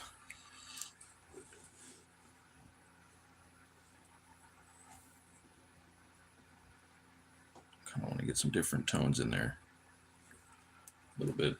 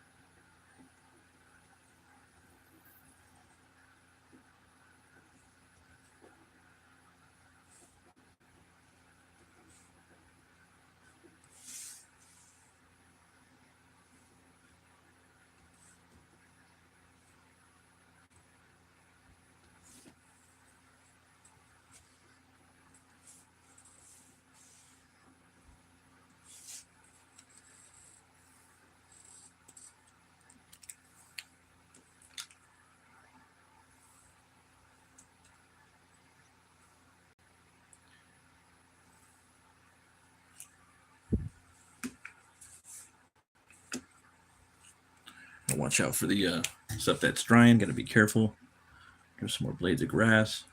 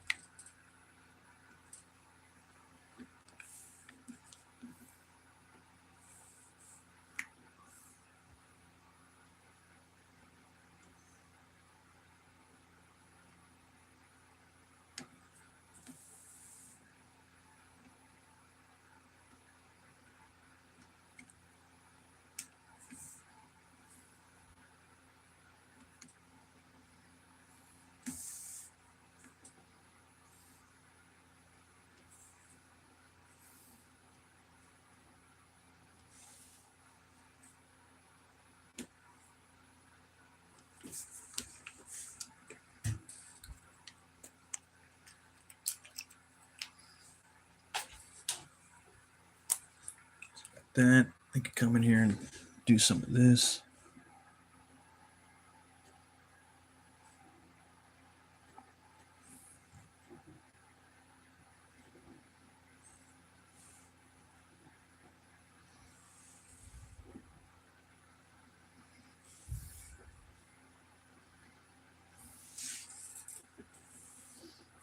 Pick these out.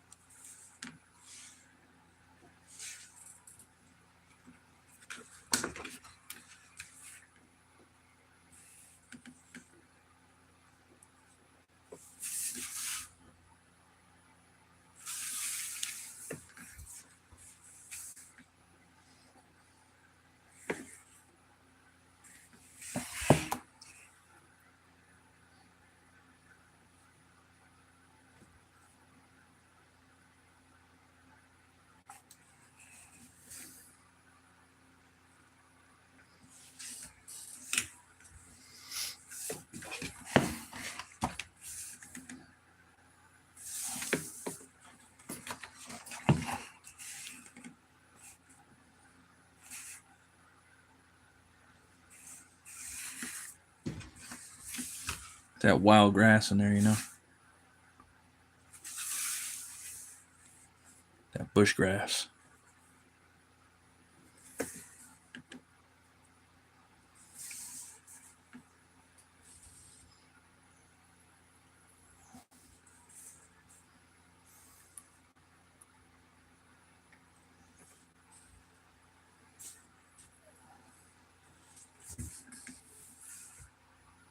Oh, thanks, Mike.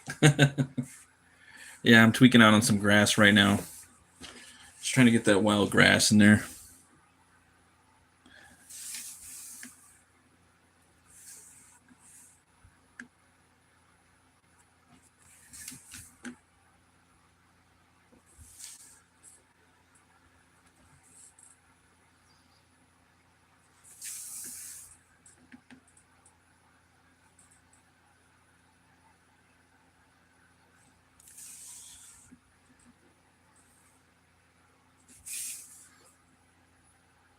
Some of these blades can be a little translucent too because the sun's shining through. Sometimes grass does that. Then I might pick out a little bit of these little trails.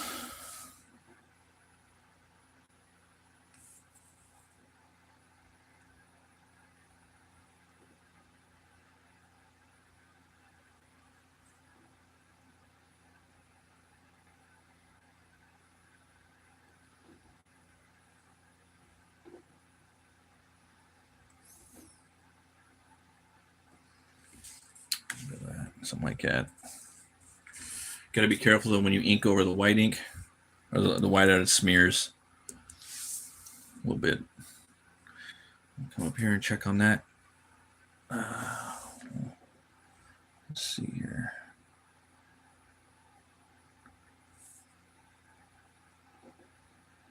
A couple random things.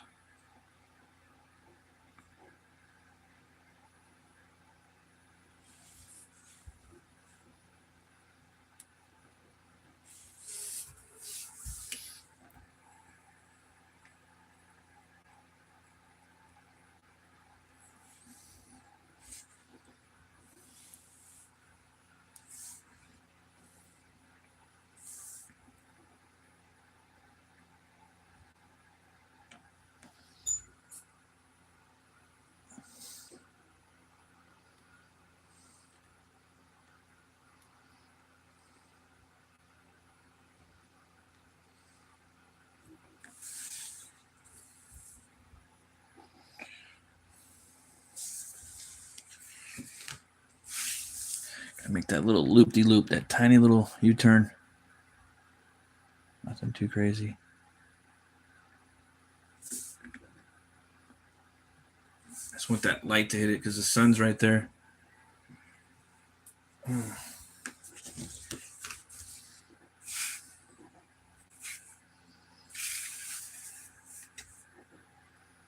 to get that random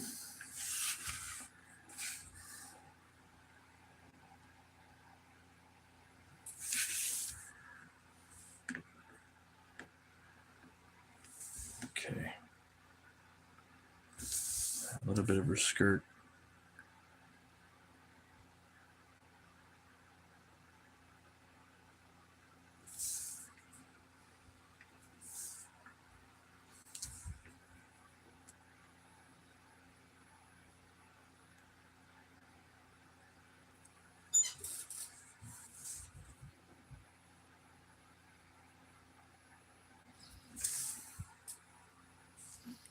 Got little toes in there.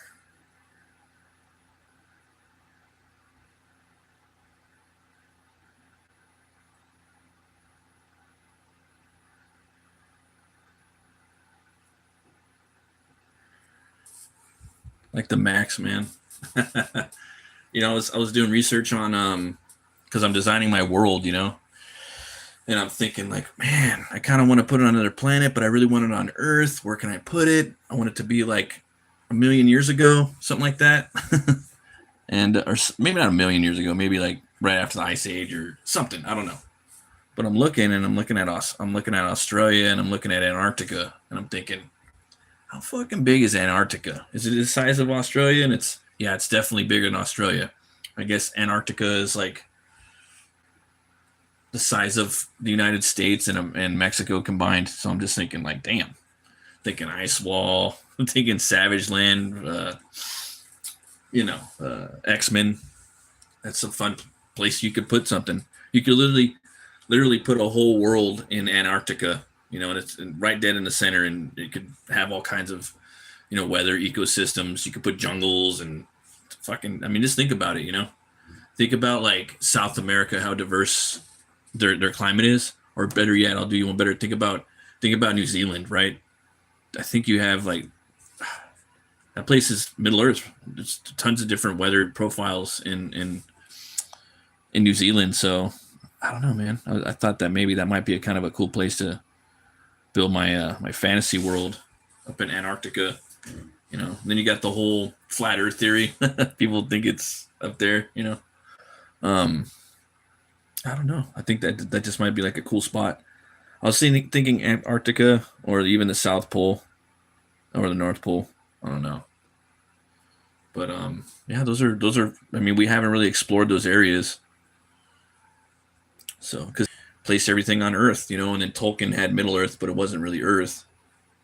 Um, but Howard had the ages. He had the Hyborian age and the Thurian age, and those are, I think, if memory serves correct, were like a million years apart. It's a lot of stuff going on. There's just something equally cool of not having it on Earth, and then something cool about it being on Earth because it just, you know. But I don't know. Yeah, I don't know. Still kind of up in the air about it. But I really just love the whole era of like after the Ice Age and with all the different types of animals that were on the Earth. Oh wow, Antarctica is almost Australia and continental U.S. combined. So that place is massive. So imagine an age where that place was, you know, before it was frozen. Who knows what it could be, what you could do with it. So I'm thinking. I've been thinking about that a lot. That I thought about that today actually. Maybe I will put my world on Earth. That sounds like fun.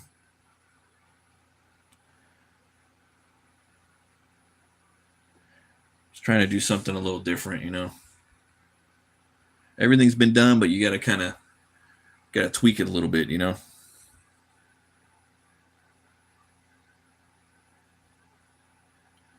Got to have a little spin on it, I guess. Well,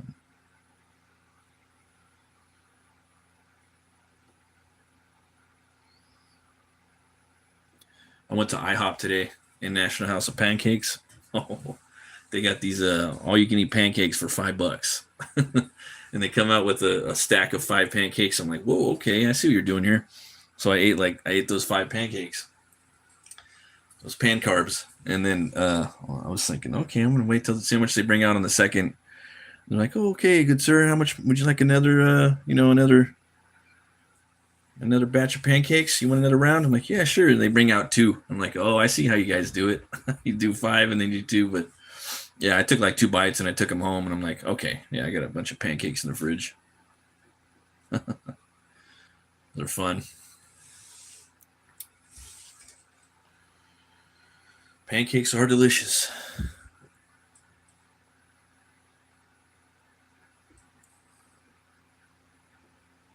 How did Hellboy say it? Pancakes? When he was a kid?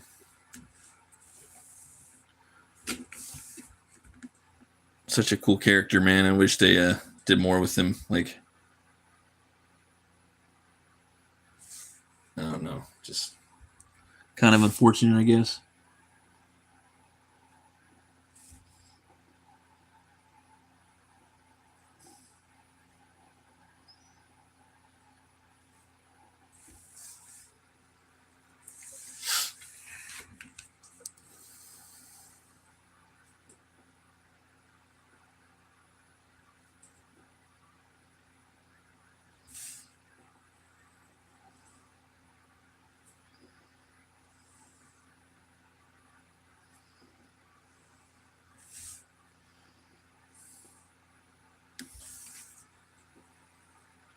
Yeah, that was cool.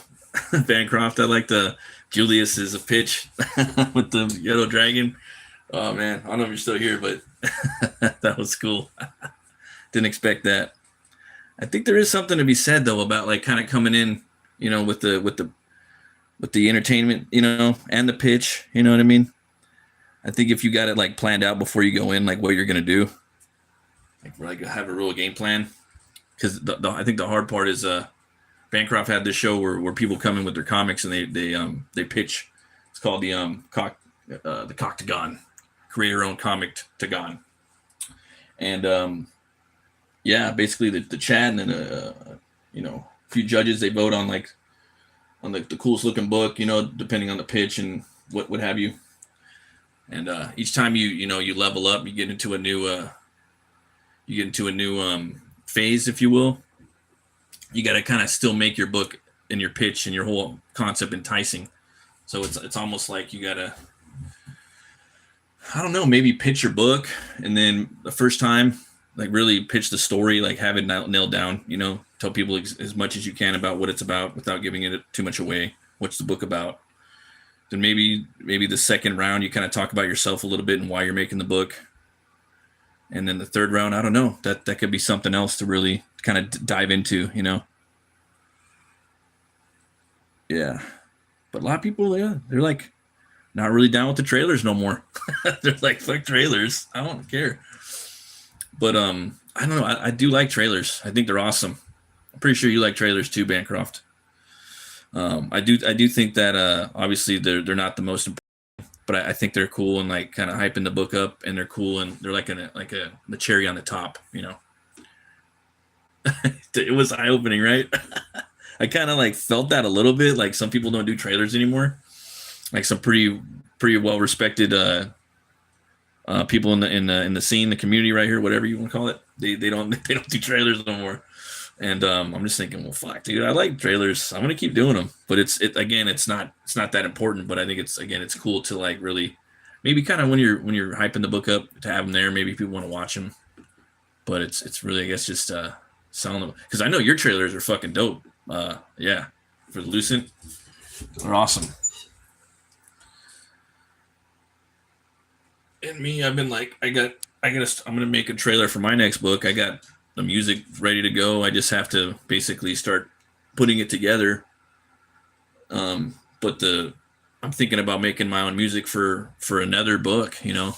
Like checking out software and stuff like that. Ideas that I have. If I don't do a metal song, I'm definitely thinking about doing something more like a cinematic score and writing some melodies and seeing what I could do with that. If I can't get my medals. But I like them too, but if you only got 3 minutes, probably best not to go with them. Yeah, definitely not. I don't think it's good for the show. I mean, probably not good for the show, but I think maybe for the campaign, or if maybe, I don't know, you played at the end or something. But yeah, there's really, I mean, you kind of, You got to get to the meat and the potatoes of it with the pitch. 3 minutes is quick, dude. Yeah. I think you just got to kind of have it planned out. This what you're going to really try to do on that first round is the most important, though. You really got to sell that book, that story. Really got to sell that story. Got to hook them in.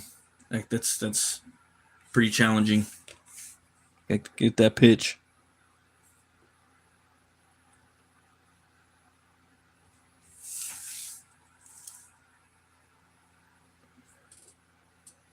Got to get that pitch.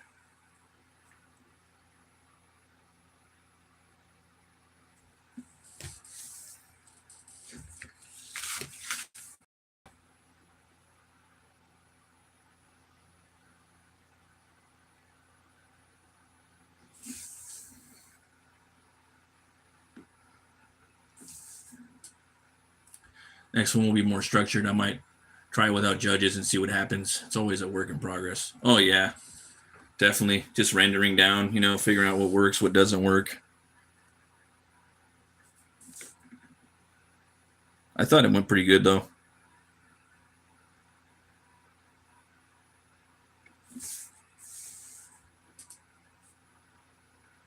I'm glad I got to catch it, man. Usually I'm at work.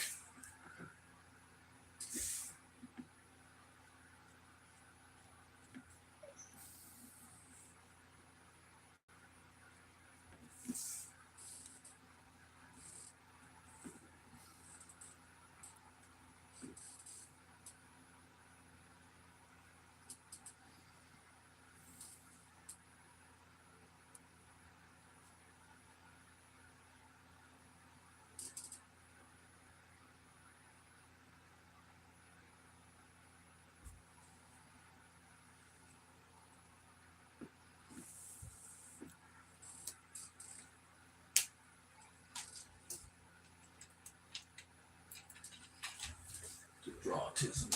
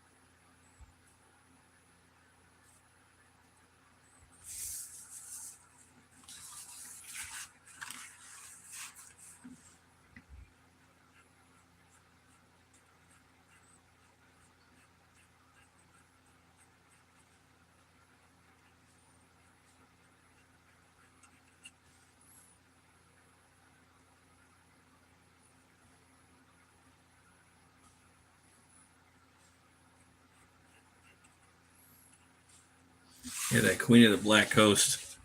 Oh man, that that book is really really good Conan book. With Belit. Highly recommend that one. It's one of the pirate stories and it's one of my favorites. Yeah, man. I'm not really into pirate stuff that much, but the Conan pirate stuff. Oh man. If you guys haven't read that, you're in for a treat.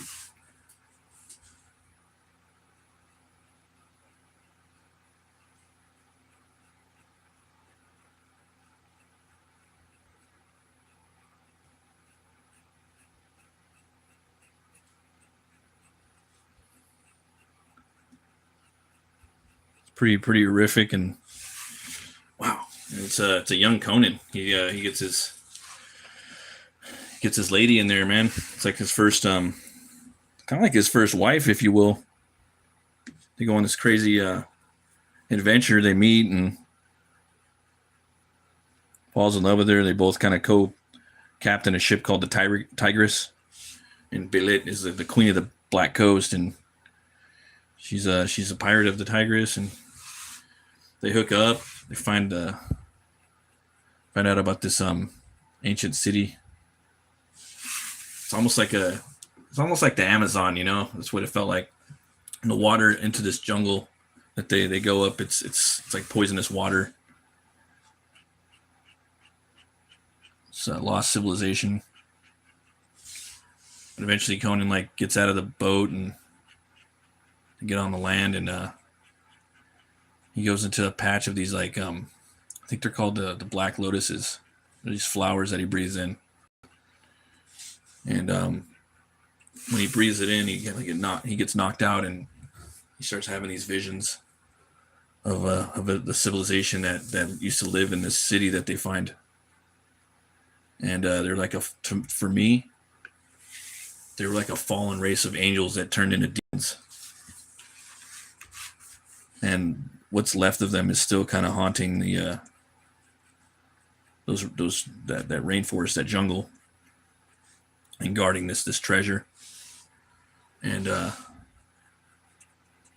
they have hyenas in there too, like a weird type of distorted demonic hyenas as well. But yeah, there's snakes in there, and there's a lot of like almost acidic trips that Conan goes on in a lot of the stories, where he starts having visions and seeing prophecies and things that have already happened and fall of civilizations just within like a pulp story. It's pretty badass. If you guys have not read Queen of the Black Coast, I highly recommend it. You could just get in and read it. It doesn't even matter if you're like, that's what's cool about the Conan stories. None of them are really attached to anything. But the first one is the Frost Giant's daughter. What's crazy is because that's like the Viking story. That's like Conan's Viking story, sort of, kind of low key, right? And that's the first one. He's the youngest in there. He's like 14, fighting giants and the Frost Giants. You know, Frost Giant's daughter. It's just crazy to think. You know, it was one of the first stories I'd seen of Conan, I think, in Dark Horse. You know, there's real no like canonical timeline of Conan, but there's kind of like low key, like there's like a low key timeline. You know, it's like Frost Giant's daughter, and then it's like Tower of the Elephant, God in a Bowl. I think Rogues in the House is the next one. Yeah. Then after that, I think it's Queen of the Black Coast. He pretty much, yeah. It's really I think it's amazing. It's so different than the movie. So different than the movie in the comics. In the movie, he's a slave, and you know, in the book, he just like, yeah, I'm gonna leave now, Mom and Dad, or just I'm gonna go out to the world and do my thing, go on adventures and or whatnot. It's weird too that he is a descendant of Cole the Atlantean. Cole is, you know, hundreds of thousands, if not maybe a million years before him, but he still shares his DNA and he's connected to him. And it's weird to think that his Cimmerian blood has, you know, Atlantic or Atlantean, you know, DNA in it. But the Atlanteans, you know, the oceans drank Atlantis, right? They always talk about that, and that's Cole's time. They died off, the Atlanteans, sort of, and some of them that survived, they think they went underground into like caves, and then they devolved into like cavemen, like low IQ subhumans. Then they came out and started hunting, gathering, and became Cimmerians. It's like Howard really just playing with evolution and devolution.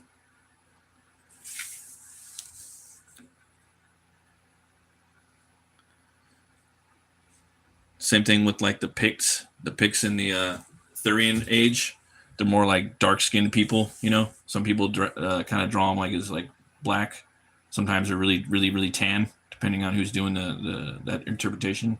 The Picts, but then over evolution, they become the actual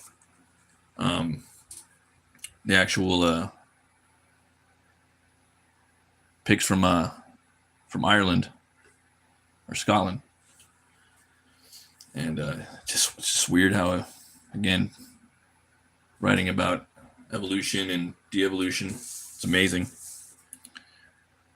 If you guys want to learn more about that, go watch the videos on there's a whole there's a few videos about it on ConanTheBarbarian.com. They really talk about that.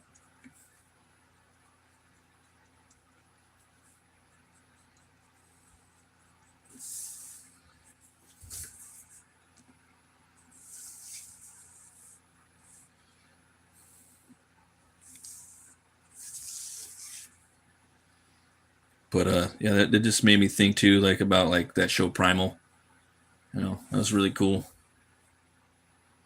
Very pulpy show. I saw an interview with him saying, what was it, Guinea Teretovsky? He's saying that, yeah, this once you start seeing the dinosaurs and the humans and the Vikings and whatnot, you know, it's not science fiction. It's pulp. It's not reality. We're having fun here. I was like, oh, okay, because I remember watching the show, scratching my head, like, dude, is this like kind of fantasy or what is this? Like, oh, this is definitely pulpy. I'm having some fun with this. I like that episode though in season 2 where they have those distinguished English gentlemen that fucking go crazy because Primal is like a concept now. It's not just like a name. It's actual like something. It's like a disease this primordial urge that snaps you into this primal form. Now you go nuts. So you can do a lot with it from different something that you tap into that you know Spear did, and that's what happens in that episode. I think it's episode 7 or something like that. Season 2. We were talking about how, you know, men can never be that primal or, you know, crazy, and then some escaped lunatic breaks out and breaks into the mansion, kills everybody, and then the one guy that's talking all the shit, he snaps, and he gets that primal thing unleashes in him, and he starts taking out the crazier guy. He becomes even crazier himself. So it just really makes it interesting to think that what they're going to do with that with season 3. You know, you could do Viking stuff. You could do maybe some Aztec stuff. Sky's the limit.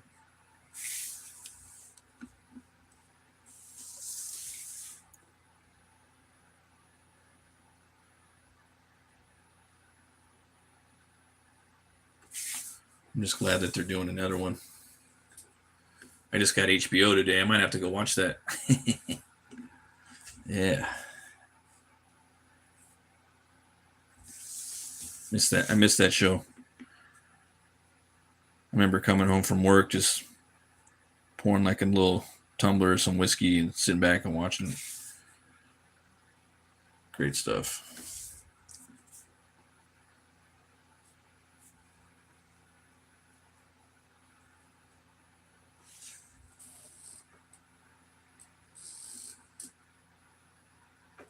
I gotta clean this guy up a little bit, get that graphite off of him. Then I'll probably look at this in the mirror a few times, flip it upside down, probably add a couple more tones here and there to break stuff up so it's a little more readable in certain spots. Because when you're dealing with black and white and detail, I really like doing the color holds, you know? You gotta have color holds with stuff. Otherwise it just gets real messy. Oh, thanks, Mike. Appreciate you, man.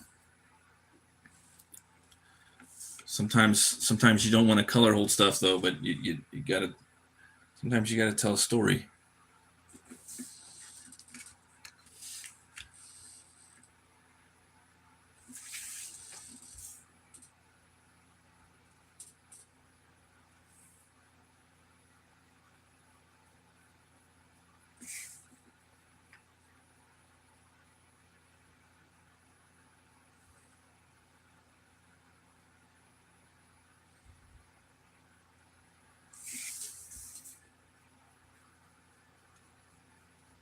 Looking forward to that Deathstalker movie. Woo-hoo. Oh man, that I mean, it's obviously tongue in cheek. It's a little charming and it's self aware of its cheesy charminess, charming cheesiness. But it looks fun.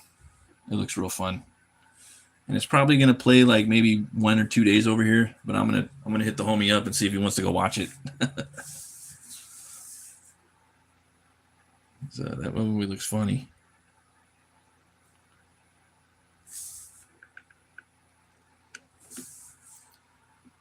A bunch of movies are about to start coming out too, so definitely looking forward to it.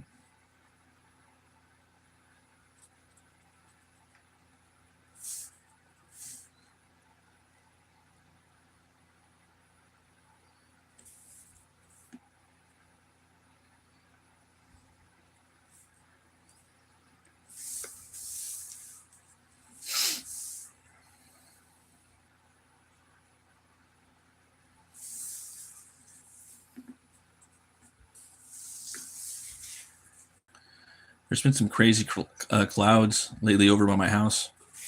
They actually look like fires the way that they're like just kind of funneling up into the sky. And I'm just driving by, and me and the wife are looking at him, and I'm just like, dude, is that a fire? You know? It's like, no, they're just just kind of going up like that. Hey, have a good dinner, man. Thanks for stopping by, Mike. Great show tonight. And I'm looking at these clouds, and they're just kind of poof, poof, poof, poof, going up like that. And they look like it's like a fire, but nope, wasn't fire. We're just getting some weird, cool, interesting looking clouds, you know. I've always been a fan of the cumulus ones. I believe that's what they're called. The real puffy ones, you know, fake looking ones. We draw those, but they're not really. You don't really see them that much. Oh, and then, oh man, hate to say it, OMG. I seen the biggest, fattest like yellow moon in my entire life. Was it Monday? I thought it was fake. I just kept looking at the sky, and it was so close. It was the biggest moon I had ever seen. I know that we're supposed to get like I think another red moon's coming up, but seriously, it was the biggest moon I'd ever seen. And I've seen these like AI videos on the internet or like shorts or whatnot, where the moon's like crashing into Earth, like it's coming at you, you know. And I'm thinking, dude, this moon's pretty big, man. Yeah, I wasn't under the influence or nothing. It was just a massive moon, scary as all get out. It's like I don't want any piece of that. No, sir. No, thank you. It was blood red over here. Also a blood red sunset person. Oh, that's cool, man. That's awesome.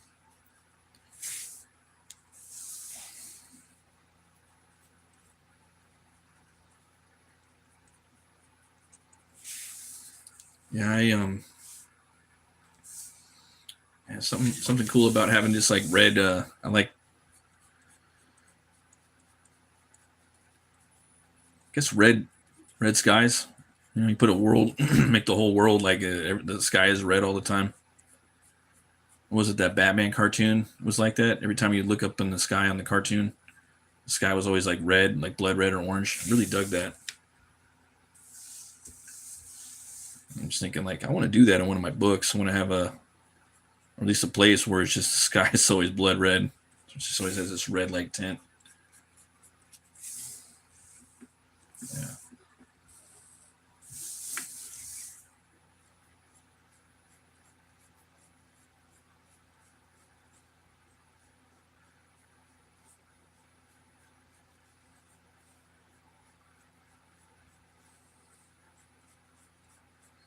Yeah, they got a new Frazetta video out right now.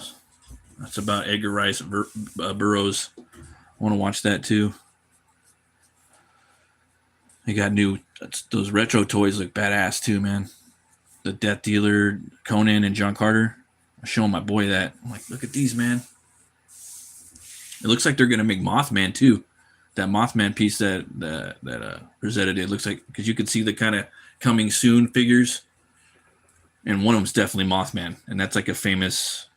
That was a famous illustration he did. So I'm I want to get those. A lot of cool Conan toys out right now.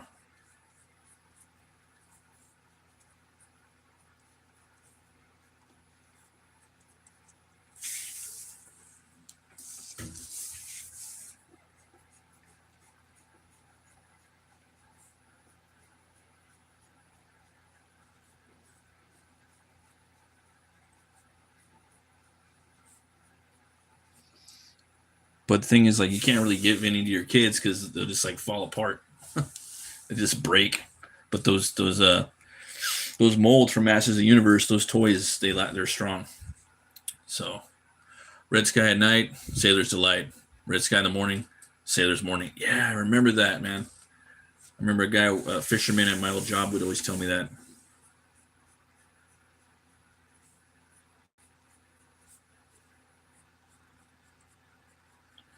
I was doing my charcuterie board for dinner tonight, and I'm just thinking, man, you know what would go good with this? Some smoked salmon.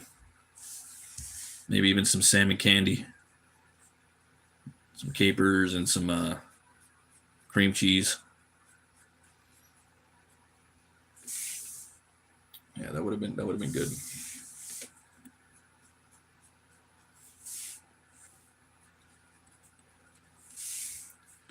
This thing didn't really need some clouds, but I kind of just felt like putting them in there.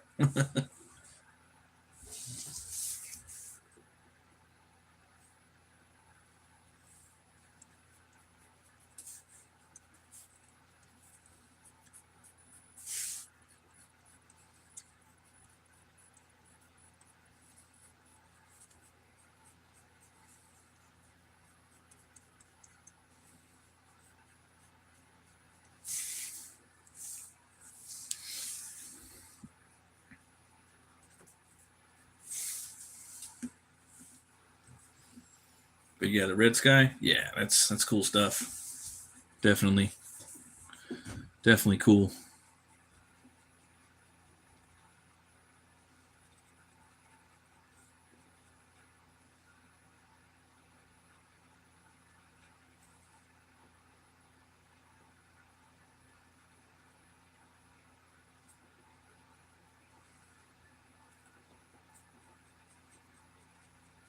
Was gonna do the whole like waterfall coming out of the mouth. That would have been like, nah, I don't want to do that yet. I got the Phantom on my brain. I want to draw the Phantom. That might be the next thing I draw. I'm doing this whole Pulp thing right now. Yeah.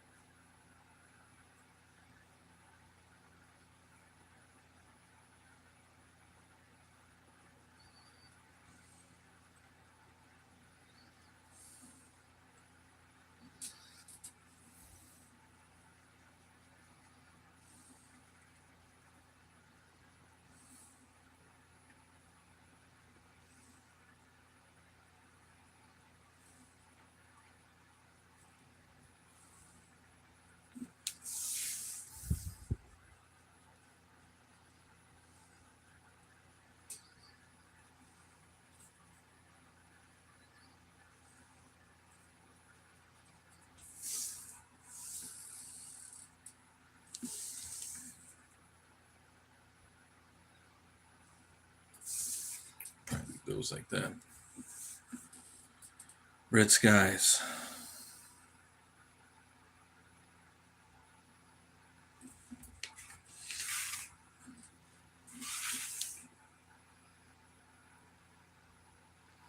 Yeah.